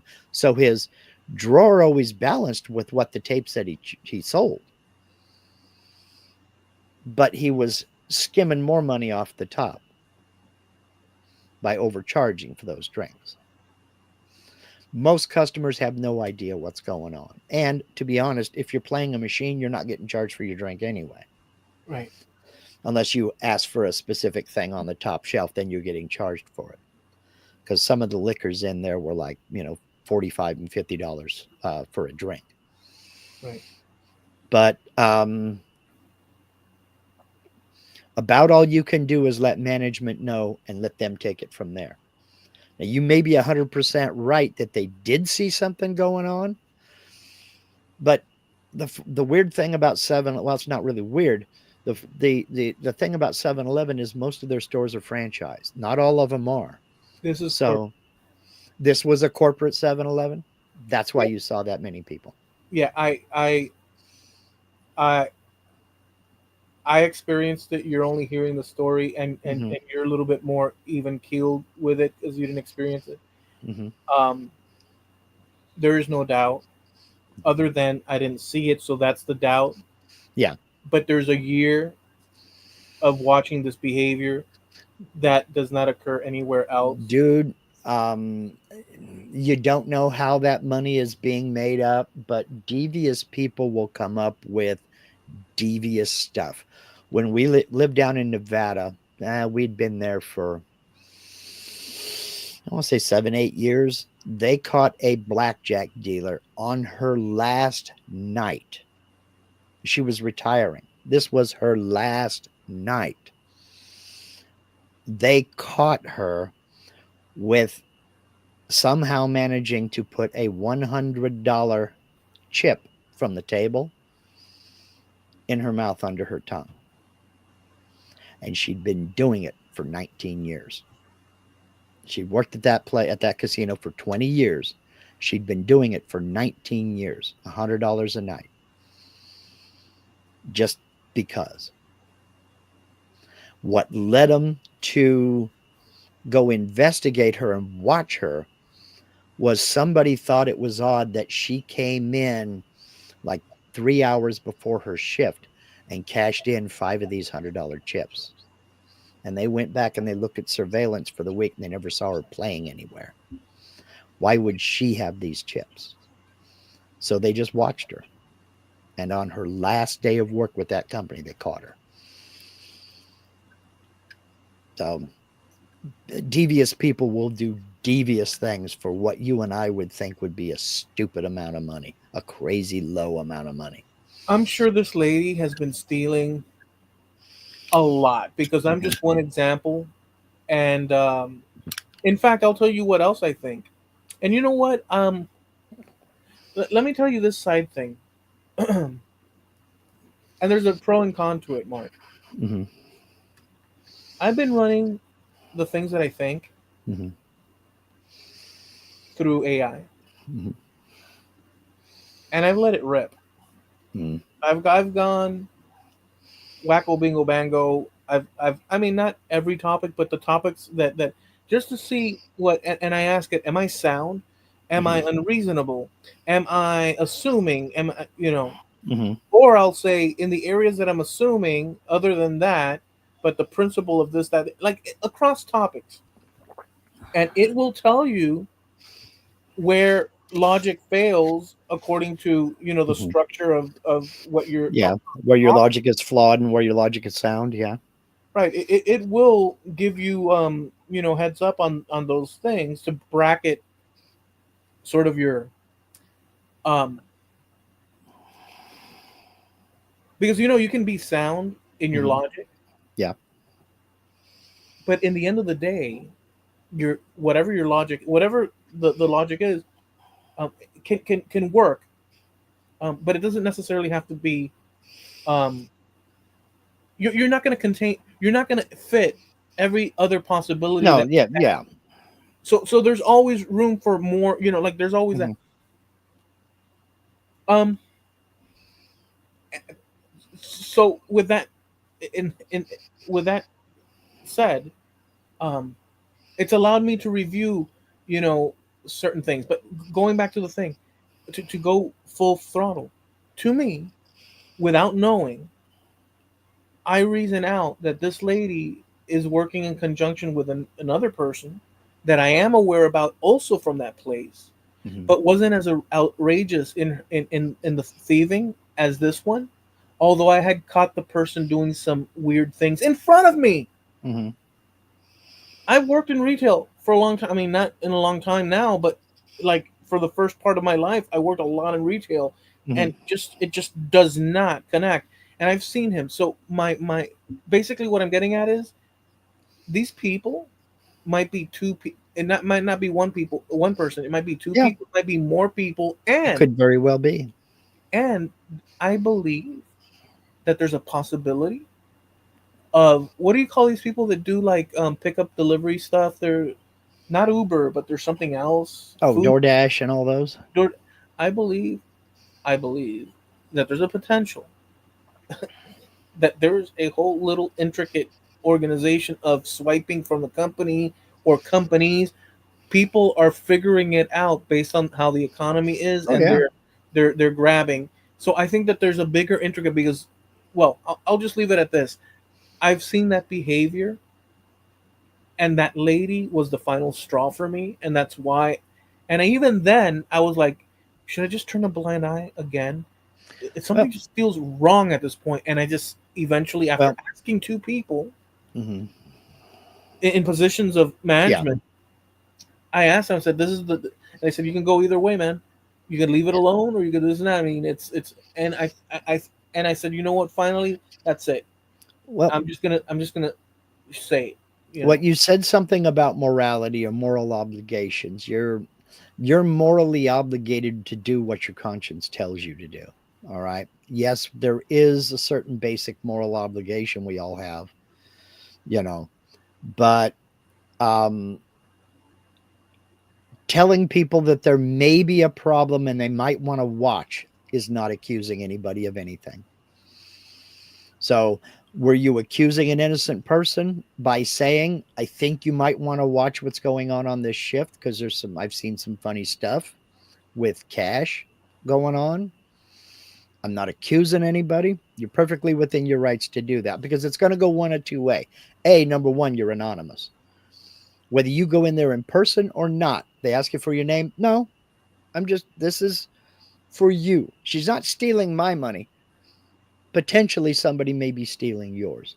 You need to have a closer eye. Yeah, So there's no consequence for you. You're not accusing an innocent person. You're just telling somebody they need to do a little bit better on their security. Okay. yeah. So, morally speaking, I would have said something. I wouldn't have said a word to her because what that does is that puts her on notice that somebody is noticing this. Oh, but I did that You because I know, was fed up after well, months. understood. But that says to the person doing it, oh, I'm being watched. Well, no, I gave her, because here's the problem. Even though she's a right, Mm-hmm. like I explained what my conflicts were. My conflicts was, I don't want. So look, I don't want Mm-hmm. to damage a person, even if they're bad. Funny enough, Mm-hmm. I don't want to damage a person And who, you're who knows. not. Well, but let me lay out the thing. Okay. So look, it's still conflicting to me, Mark, because, or it's not now, because I did it, and you're Yeah. right as far as like what you're saying, but I'm laying out the conflict. The conflict is, here's an individual, they're doing something wrong, they're Mm-hmm. still a human being, Understood. right? And this issue of me judging right or wrong, the conflict became that she did it in front of me, and she has this position, and I'm a Mm-hmm. customer, and all Mm-hmm. that's involved there. On the other hand, and this restricts my ability to want to even visit the place. So, who am I just going to take that, and plus the disrespect in front of my eyes of theft, Like, at least hide your theft. So there's that. Then Okay, there's but let me interrupt right there, because that right there is enough to say yes, you did the right thing to go see people. okay, If you have that gamut of emotions, then yeah, you got to report it. okay.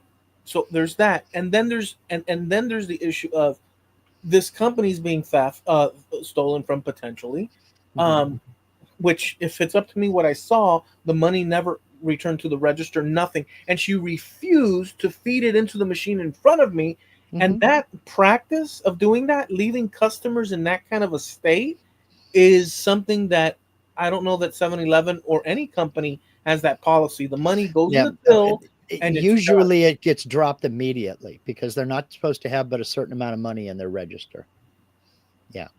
The money has to be away from her hands. It can't just Mhm. linger. Oh, let me put it in my purse for now, or I'm going to put it in my No, hair weave. no, No, none of that. It's got to no. go in a place where it's no longer It's supposed accessible to be to you. dropped immediately. Yeah.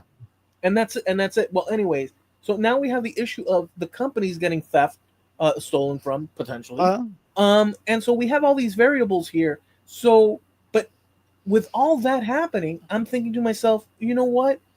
I have potential. Many things can happen sure. that can affect different people, even the bad person. And who am I in this position to judge any of it? Should I turn a blind eye, No. or should I do what I went and did? And that was the conflict, because do I want to, like, okay, so here's the last part. If the company really cared Mhm. enough, they would pay attention. Now, Well, you can argue that, well, there's too many stores and this and that, but what I'm saying is that I could wiggle out of it by saying that's their problem, not my problem. But yeah. I'm a customer of the place. Yeah, well, but see, that's and there. I don't know why you say that's a moral dilemma, because I see it as, you think somebody's potentially doing something bad, make this company aware of it. Don't assume anything. Just make them aware of it. Yeah, they should have had more people working on that shift. Yeah, they should have had better camera angles. Yeah, they should have had more eyes on people. But you're not in their position. You don't know what they're going through. You don't know how many people called in sick that day. I mean, there could be any number of variables going on at that place. But bringing it to attention that you may have, bringing it to their attention that, look, you may have a problem here that you might want to pay attention to. Perfectly reasonable thing to do. Yeah, that's what I ended up doing. But I did have a problem with even engaging in that, because you don't want to. I don't want to. I had a conflict because of the reasons I said. I Well, don't want to damage people. understood. And I agree with that. I don't want to damage innocent people. No, And I didn't that's, say innocent people. no, I understand that, but hold on. To me, there is a difference. If somebody is stealing, they're damaging somebody. So to not damage the person who is stealing, you're pretty much, if you know what's going on and you don't report it, you're an accessory, basically. If you suspect something's going on, all you can do is report it. They will take care of it. And they're going to, one of two things is going to come out. Either, yeah, her methods are sloppy. She shouldn't be doing that, but it did get dropped. She's not stealing. We can't find any evidence that she's stealing. Or they will catch her stealing, in which case she's lost her job, which she should. Now, here's another angle to this, or Mhm. another detail. Mhm. When she wasn't feeding the machine, Mhm. and I stood there for a little while longer, I told her, "Listen, I have asked you to insert the money Mhm. so that it goes to the company. You're not doing that, and Yep. I will be calling." I told her at that moment, but then I thought about it later, and had the conflict. But at that moment, I said, I will be calling, and I know, I told her I was pissed, and I know that now that I've told you that, I did tell her this, by the way, that I've told you that the smartest thing for you to do would be to introduce that money into the machine.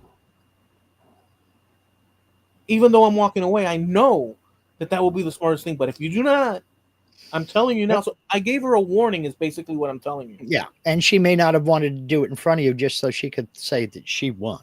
Exactly. I didn't do what he told me to do. Exactly. And now I'm going to do what he told me to do because, yeah, he's right. I'm going to get caught. Exactly. But Yeah. so in a So sense, I was trying to, even though she was being a outright crappy person, I was even trying to give her an out in that scenario. mhm. Yeah, but I see. I don't give people an out like that because to me there is no gray area between right and wrong. Now, in that case, but here's one thing: we are not the police. Okay, it's not our job to dive in front of a car to make sure they go on the speed limit when you think they're going a little fast. In fact, you can be ticketed for that. It's just flat out not your job to patrol the roads to make sure people are going the right speed limit. Your conscience will tell you if this guy runs a red light or runs a stop sign and nobody gets hit, your conscience will tell you what should do. If a guy runs a red light and stops at the next one and there was no accident, no call, it's up to you to decide what you want to do.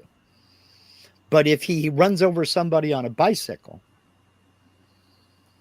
are you going to call 911?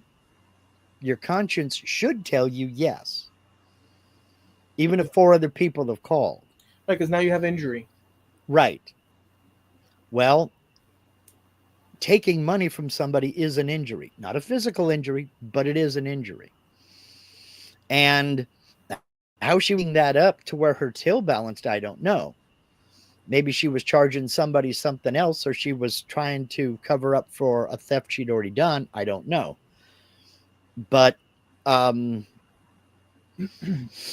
you know, your conscience has to be your guide on moral issues like that. My conscience was the what I And laid out to you, that no, I I had a conflict. understand. I do understand, but That was my conflict. I still I wouldn't have seen it as a compliment. If I thought that clerk was stealing, my immediate thought would be you low life. You low life. And I would have talked to somebody in management about it. Now you decided to call, okay, you did the right thing. Yeah, there was nobody And there. there is well, no, you don't have to do it right at that instant. You can always, go back, hey, might Yeah, want to but keep an eye you on have to this take shift. you have to take into, so you're looking at it with fresh eyes, although you have Yeah. examples of it in your life. But this is a place that I frequent, and Mhm. that across time, I started to get And instances of ill, behavior, and and it blew up at that mhm. moment because it was just too much in my face. And explaining that to somebody else who was there in your local store who knows that you've been coming in for quite a bit, that carries more weight than a phone call from a offshore call center. That carries a lot more weight because you mean who else has she damaged that way? Yeah, I agree. You don't want to. You don't pray for anything bad to happen to somebody, but then again, to me, I think if you're going to do something like that, you've kind of reneged on your terms of service with the terms of service agreement with the human race and your job. When you started doing that stuff, I got no sympathy for thieves getting what is coming to them. And if she's innocent, she's innocent. If it's a misunderstanding and she didn't like your attitude or your aftershave, well, okay, that's another subject. But if she's stealing from the company needs to know that so they can take steps to eliminate the problem. Well, she You know? had two things going, two problems. One was Mm-hmm. her attitude, which was always all the time, Mm-hmm. and it was not just with me, with other people in line. Like I could see their eyes rolling when they would show up and stuff. And so her attitude was always crap. But apparently, um, likely it was crap because she's doing stuff and she's trying to distance so that people don't question her. Yeah, Who knows what the story that's is with her thought process? But that's where my brain went. but Was just basically, you know, the second one was the actual theft potential or mhm, appearance of impropriety is what it looked yeah, like. You do not create a situation where your customers are doubtful of where the money's going. and that's all it takes, and that's what happened with that one bartender. It was it's not like, well, he charged me 350 for this drink, and it's only supposed to be $2. It didn't happen to them. They watched him pull that bottle off of the call section, call drink section, make the drink, and then go over and ring up a well drink, and then pocket the rest in his tip jar. So it wasn't happening on every drink, and it wasn't happening on this person's drink or the other person that told me about it. It wasn't happening on their drinks. It was just happening here and there every once in a while over the course of the night, several times a night. So, person like that, I don't have any respect for.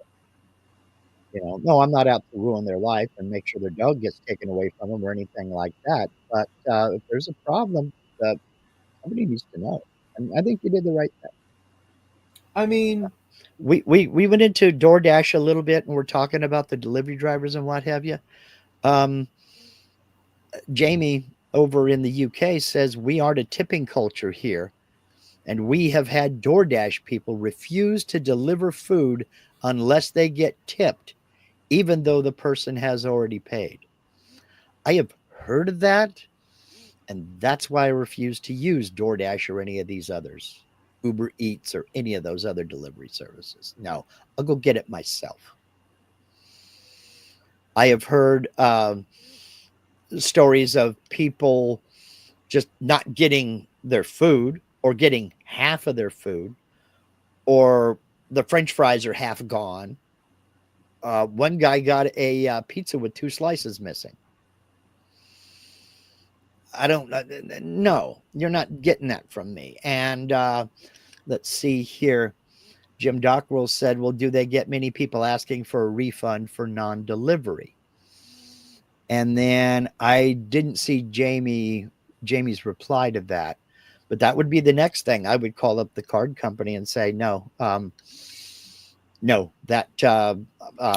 I never got that. So cancel that transaction. And your bank or your card company should cancel the transaction if you didn't get the merchandise. I've seen customer service go down the tubes. I have too.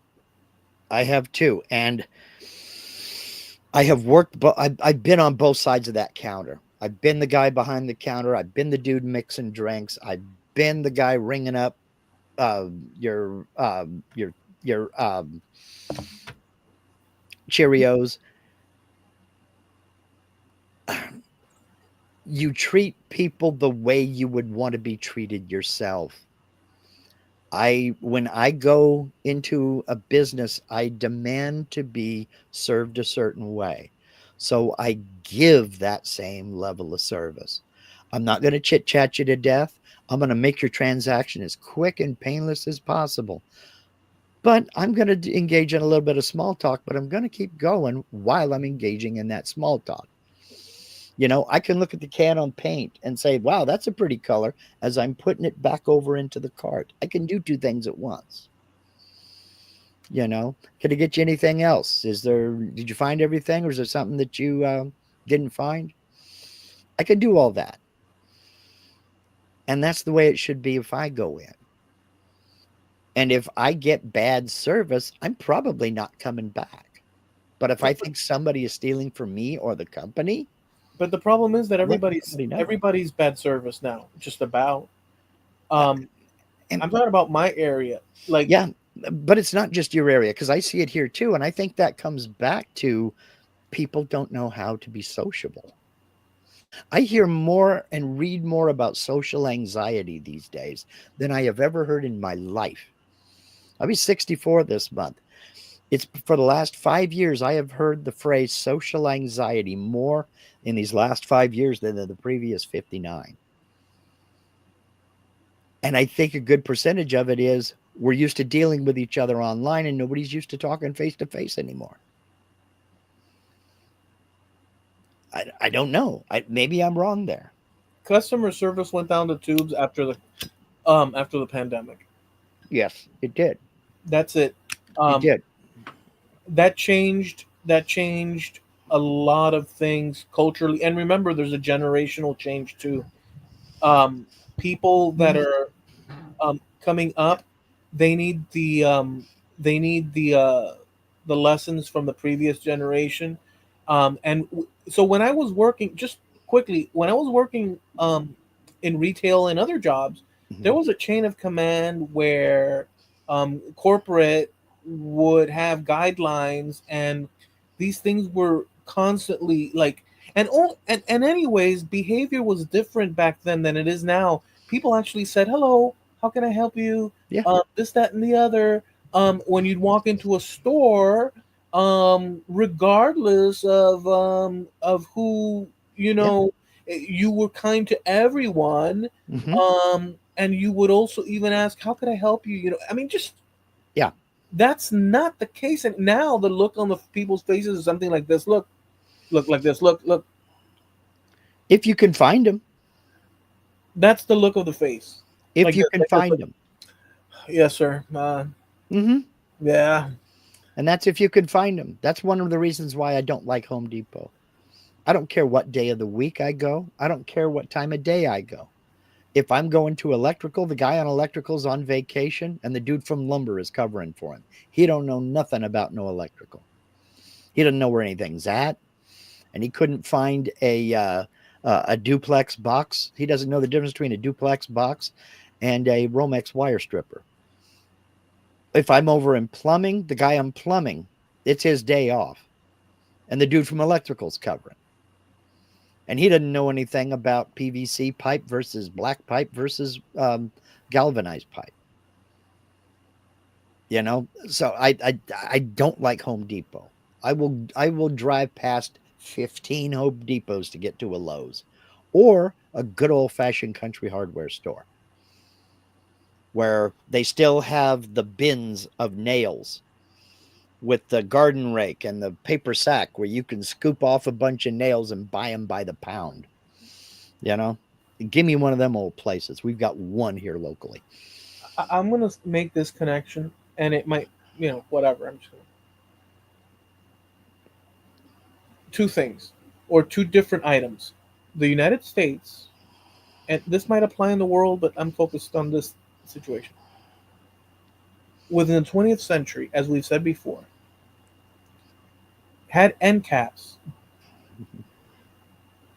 from the start of it to the end of it, and sweet spots along the way, where culturally, retail wise, at so many levels, things looking back were so optimized Mm-hmm. for the the best experience for a customer that it's unrealistic right now compared. That's one. Across that 20th century timeline, Mm-hmm. and we're part of the center mark of that Yeah, and forward. roughly. Yeah. So we can't really speak about like 1910. Yeah, I can't speak before. I can't with any authority comment on anything before 1965, and even then I'm kind of pushing it. 68 and up I'm pretty good at. Right. So we're talking about half the century down this way. Hmm. But even prior, I would suspect that there was a level. But whatever, we'll leave that because we don't know. Yeah. But I'm sure, like if I had to bet money, I would bet that yes, it was a continuum. That century Hmm. was freaking awesome. Sorry, that century was awesome. Um, Yeah. um, yeah, big time. But through that time, generations have now appeared Hmm. consecutively that are more distant from a lot of the standards that were just normal back then, and other little adaptations, culturally speaking, have shifted or nudged so that we're not seeing the dial, we're not dialing in that sweet spot that we knew back then when it comes to customer service and such and this and that. Hmm. I think that there's a generational problem in the way the maybe not ethics of the way people comport themselves. Just there's something, information and behavior has fallen through the wayside Yes. from then to Yes. now. Yes. Just to say that. Yes. And I agree with you 100%. I agree with you 100%. And it is a lack of civility. And we've discussed this many, many, many times. Um, and I don't know how much of it comes out to narcissism. I think less than we think. But I don't know. I've always been a little easier on the generations coming up, and I tend to put blames on the people who teach that generation That's also because you only know what you're taught. And if you're not taught to treat people with respect, why would you think that that was even a thing? You know, you're. I'm trying to remember how the quote goes. You are responsible for what you bring into this world, and that includes your kids. Okay. So if you are not teaching your kids to respect other people and other people's possessions, why would you even think that that was a thing? I think we got to get back to that. that's a tough one. That's a I tough mean, one. when I see a kid kicking and screaming in the middle of the aisle, a 6 or 7 year old kid kicking and screaming in the middle of the aisle because mom won't buy strawberry Pop Tarts, that's not the kid's fault. That's not the kid's fault. I mean, These, there were instances of that, but it's just more now. yeah, That's the only thing. It's the frequency of crappy, stuff like well, that. But maybe, that kid that was throwing a fit 10 years ago in the middle of Walmart is the one that's on the drive-through right now. oh yeah, yeah. No wonder. No, but dude, honestly, really, it's almost. I can't say every place I go, but there's such. Yeah, we've really set a low bar. There's some Mark. It's almost like okay. So even let's say you're not the most helpful person, Mm-hmm. like in one of those stores. Yeah. Let's grant that you're not the most helpful person, but the very minimum you could do, even though you're not helpful, Mm-hmm. is and not even smile necessarily, but like some inkling of focus that there's a transaction occurring. You know, acknowledge my presence. I don't expect you to know everything. And it's okay if you tell me, this is not my department. Let's go find out. I'm perfectly willing to go on a treasure hunt with you. Okay. You've just kicked in my adventure lobe. Let's go. But don't try to be, don't piss on my foot and try to convince me it's raining, you know? Yeah, it's screwed up, man. I'll tell Um, you, it's like we left and ended up in Oz for some reason. Al says, now you can't even seem to be told where an item is you're looking for. You get the finger, what I call the Walmart finger, pointing you to an area of the store, no matter how far. I can't hear your finger, Al. And that's exactly what I say. I didn't hear that. I'm sorry. Where did you say that was? You know, you can put the finger away because I got a few of my own, and you don't want to see the ones I'm getting ready to use. I asked you a question. What department is this? What aisle is this on? I can't hear a finger. I think that there's a lot of problems with like I've been saying that in some of the posts. I think that there's a general problem with critical thinking. So look, Yeah, there um, is. Yep. so there's Agreed. a so there's a few basic. So one, it doesn't even. I don't even know how to say it, dude, because I remember mall life when I worked at the mall. You inevitably you're Yeah. there for 8 hours, so Mhm. when you take a break, you're walking around, dude.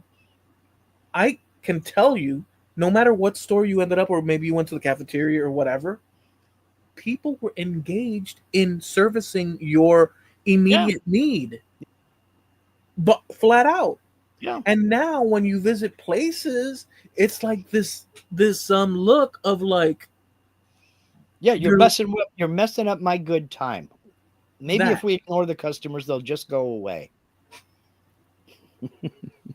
Oh, Steve said, Why do I feel like I'm sitting in a rocking chair at the old folks' home listening to the old man? Because you are. Didn't you read our description? I'm the old man of the crew, and I have a lot to get off my lawn about. but Remember? it's funny that he says that, but look, let's be frank about it. Would people, would old dudes in the '80s have? I can't say this now, but would Mhm. old dudes back in the '80s have said similar? Oh, you and I would have been smacked across. Well, maybe not you, but I would have been smacked across the room if I'd have talked to people that way.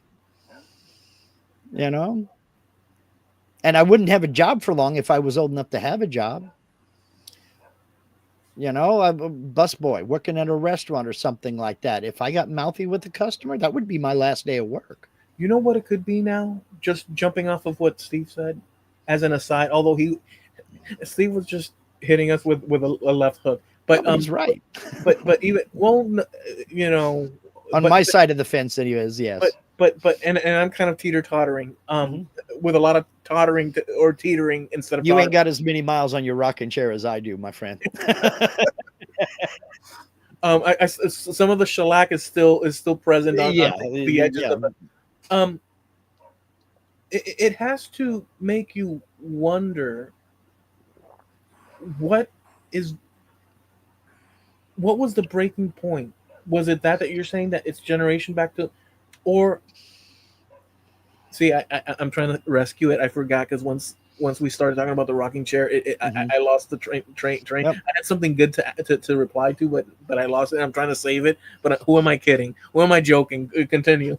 I think we have people trying to parent who were never taught how to parent by their parents.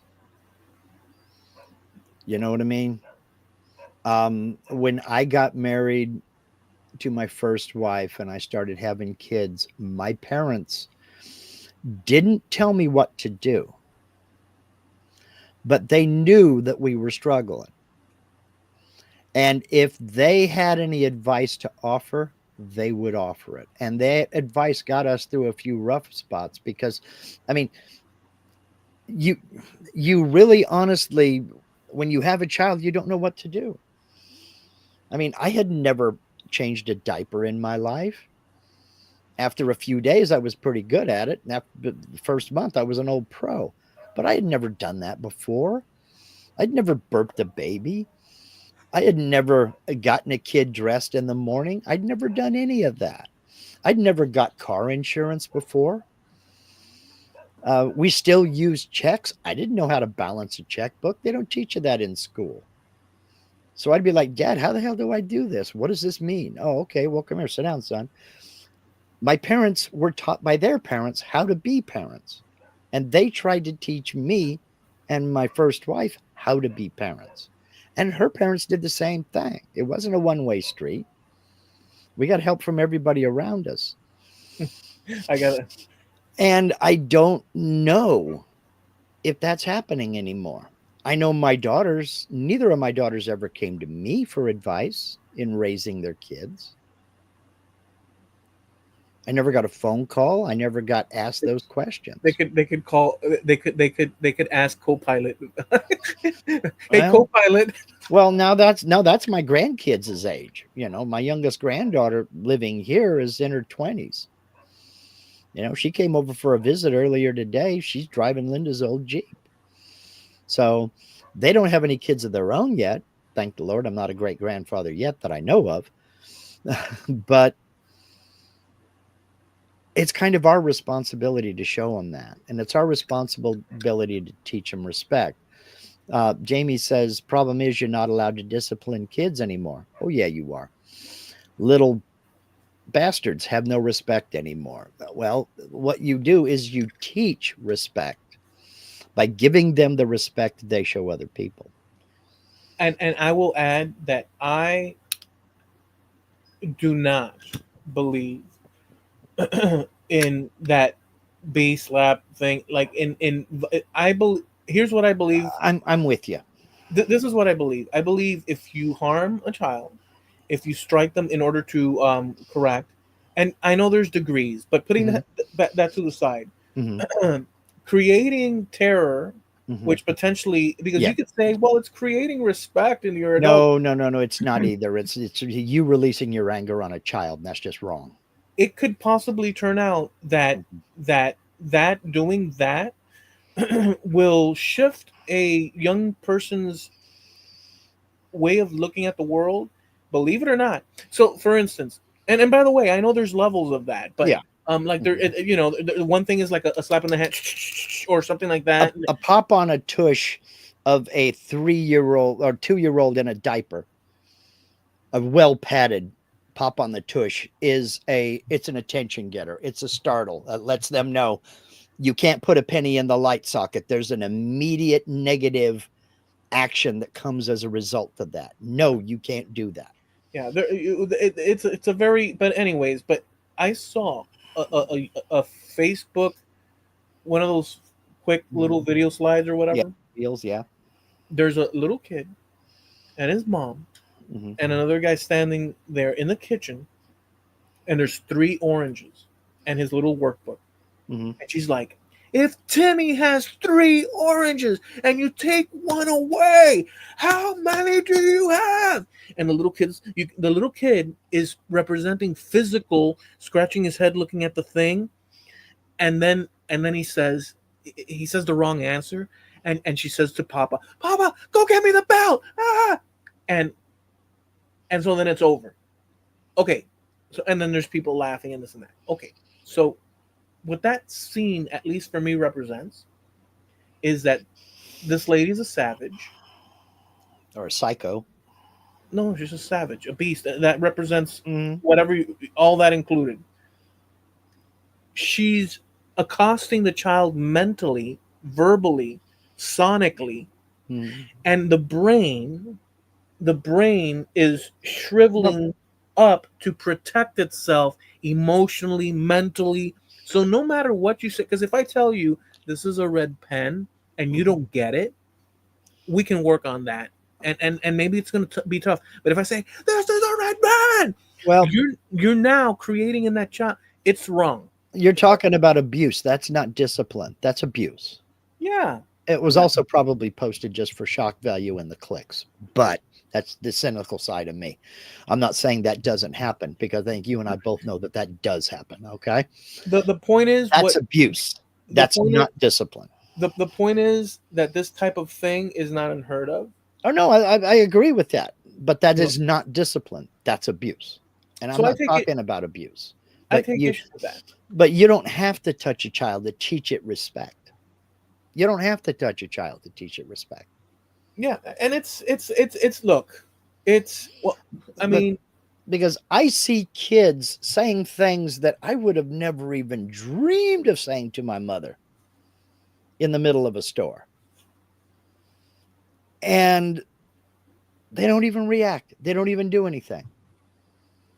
I can't imagine how livid my father would have been if I'd have said something like that to my mother. Well, number one, she wouldn't have let me get away with it. She wouldn't let me get away with it at the time. And then when my dad heard about it, oh my God. But the point is, you can teach that respect. That's lazy parenting. If you let your kid yell at you, that's lazy parenting. You're not a parent. You're a fraud, in my opinion. well, in just I guess as we start heading in Yeah, we need to direction, wrap it up. that's one of the things that I like about the movie Idiocracy, where um there's, in the beginning of the movie, they show a couple, and they're highly intelligent couple, and they're saying, well, we do want to have a child, but we're thinking that the economy at this moment is, and with our investments, and we're going to set ourselves up in the right moment, so we're waiting, right, darling? Yes, darling. And then they counter it with this guy that he's like a good old boy, but he's like, ooh, beer, and like he lives in this place where his next door neighbor, he's been in getting her pregnant plus his wife, and then they show like two little family trees, And Hmm. these people that were very thinking about it and this and that, and well, we have to understand this and that. The tree collapses, but on this side, Hmm. the tree goes, Yeah. and Yeah. then it reaches like the year 3000 and whatever. And at that point, like instead of Fuddruckers, like the same site, Hmm. it kept changing until now it's called But. Yeah. Yeah. And And then everything is just because and so it shows that and Lazy Parrington breeds lazy Parrington. Parrington? Parenting. That's what I meant. and the guy just so but the guy that they used for the experiment, the army, like during our time now, they had to find the most, like for the experiment, Hmm. gentlemen, we found the most average guy, and we don't mean Yeah. just average. We found him average in every metric, and they showed him like Yeah. he was in the middle of every metric, so he's like a regular average guy. Yeah. And they send his butt into that thing, and then he pops up. And but in the future, this balanced average guy, just normal Hmm. regular Joe guy, happens to be the most brilliant guy in that world, and like because he scored the highest in the IQ test at that time, Hmm. and all the IQ test was, they showed it in a previous clip. I don't think that you remember, but was like blocks Yeah. and squares and Hmm. stuff, and Yeah. you, Put it in the, if you get them all in there, the banana drops out. it's so hilarious. Hmm. But here's the thing, that if society, and by the way, there's always going to be, but what I'm saying is that a little bit of those hints of a society that's completely like out of its like not Hmm. grounded is kind of represented today anyhow. But that's also a sweeping statement to say, so it's not It, necessarily true, but you can see hints or the air about, but that's similar to that. here's the problem with the whole thing. And then, yeah, I agree. We do need to land the plane. The problem with the whole thing is nothing in that movie, nothing that's being said in that movie wasn't being said by our parents or their parents or their parents. I mean, every generation has been convinced that the previous generation was the cause of all their problems, and the generation coming after them don't know squat. Yeah. You know, my dad heard that from his father. I heard that from my father, and my kids heard that from me. Wait a minute, wait a minute, wait a minute. You no, no, no. You get the yellow pages and you flip through here. I have to teach you how to use a phone book. You know, where me, I mean, I was blaming my dad for my dad's generation for everything. So let's see here. Raising teenagers is like trying to nail jello to a tree. Yeah, in some respects. In a lot of respects, yes, you're absolutely right. But the problem that, and I can only speak anecdotally, the problem that our kids had was I remember what I was like when I was that age. I didn't get away with it. My dad didn't get away with it. Do you really honestly think you've invented something new? No, you're not getting away with it either. Come on, man. And it ain't because I want to be a killjoy and kill all your fun. It's just that I tried that and it didn't work out for me either. Yeah. So use your head, man. Come on. Well, we only learn in after the fact. Well, of course, some of us, there are some people that you can't tell them, don't put your finger in the light socket because they're going to try it. You can put up a sign that says wet paint and somebody's going to try to touch it to see if it's true. You know? But you can't save some people from themselves. No, that's All you can do is hope that you don't live next door to them when they go off. well, it's true. People don't learn the lessons you learn. Mhm. They learn the lessons you learn when it's their moment that they come across that lesson Mhm. to be learned, Yeah. if they're lucky. Yeah. And and So, and you know, and a lot of it is a lot of it is dependent upon the conversation as well, because it's like, look, I'm not trying to kill your fun. I'm trying to warn you so you don't make a stupid mistake like I did. You know? Oh, you want to jump your motorcycle over that little ditch there? I tried that and it didn't work out. Why? Because there's a barbed wire fence 3 feet beyond it. Don't do that.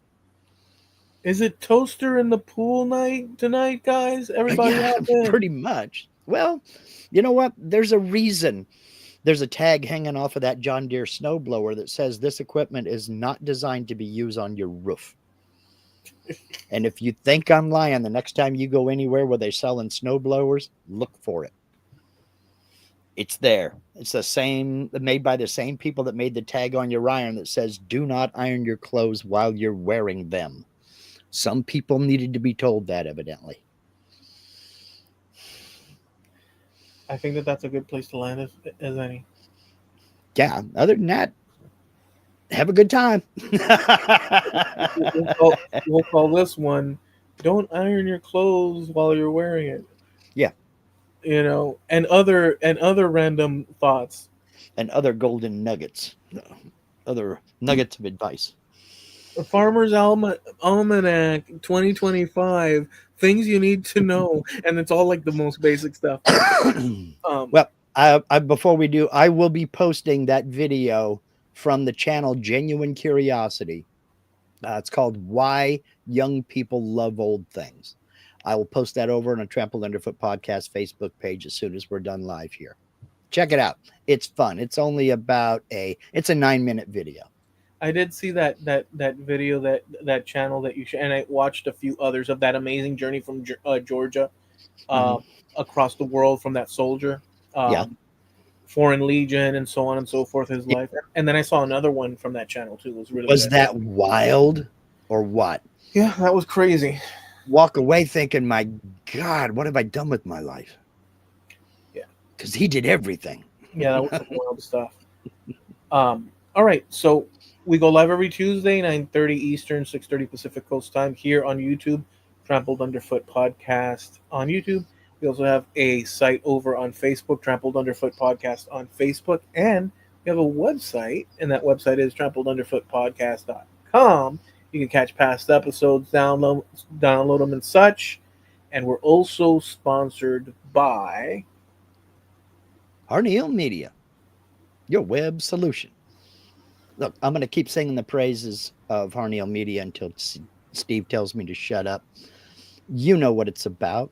You heard me talking about it for several years now. Nothing has changed. I'm still as enthusiastic today as I was on day one. Do yourself a favor, get over to harnealmedia.com, click that contact us link, and shoot Steve a message. You wanna set up a website with just your blog, that he can help you with that. You want to set up a web store where you can offer your products and services to the public at large without dealing with commissions or listing fees, or that website advertising your competitors' products and services on the same page they're advertising yours. There's no better way to avoid all that than with your own website. And Harneal Media is the only company I will ever trust. Get yourself over there to harnealmedia.com, HARNEAL media.com, sponsor of trampledunderfootpodcast.com. All right, guys. Well, we thank you for hanging out with us. Enjoy the rest of your week. Do the things you love and enjoy. Whether that's online or in front of actual living human beings, that's up to you. That's a nod to our earlier conversation. But do so safely. We'll see you next week, same time, same channel, and we be out of here. Remember, pufferfish are full of water, not air.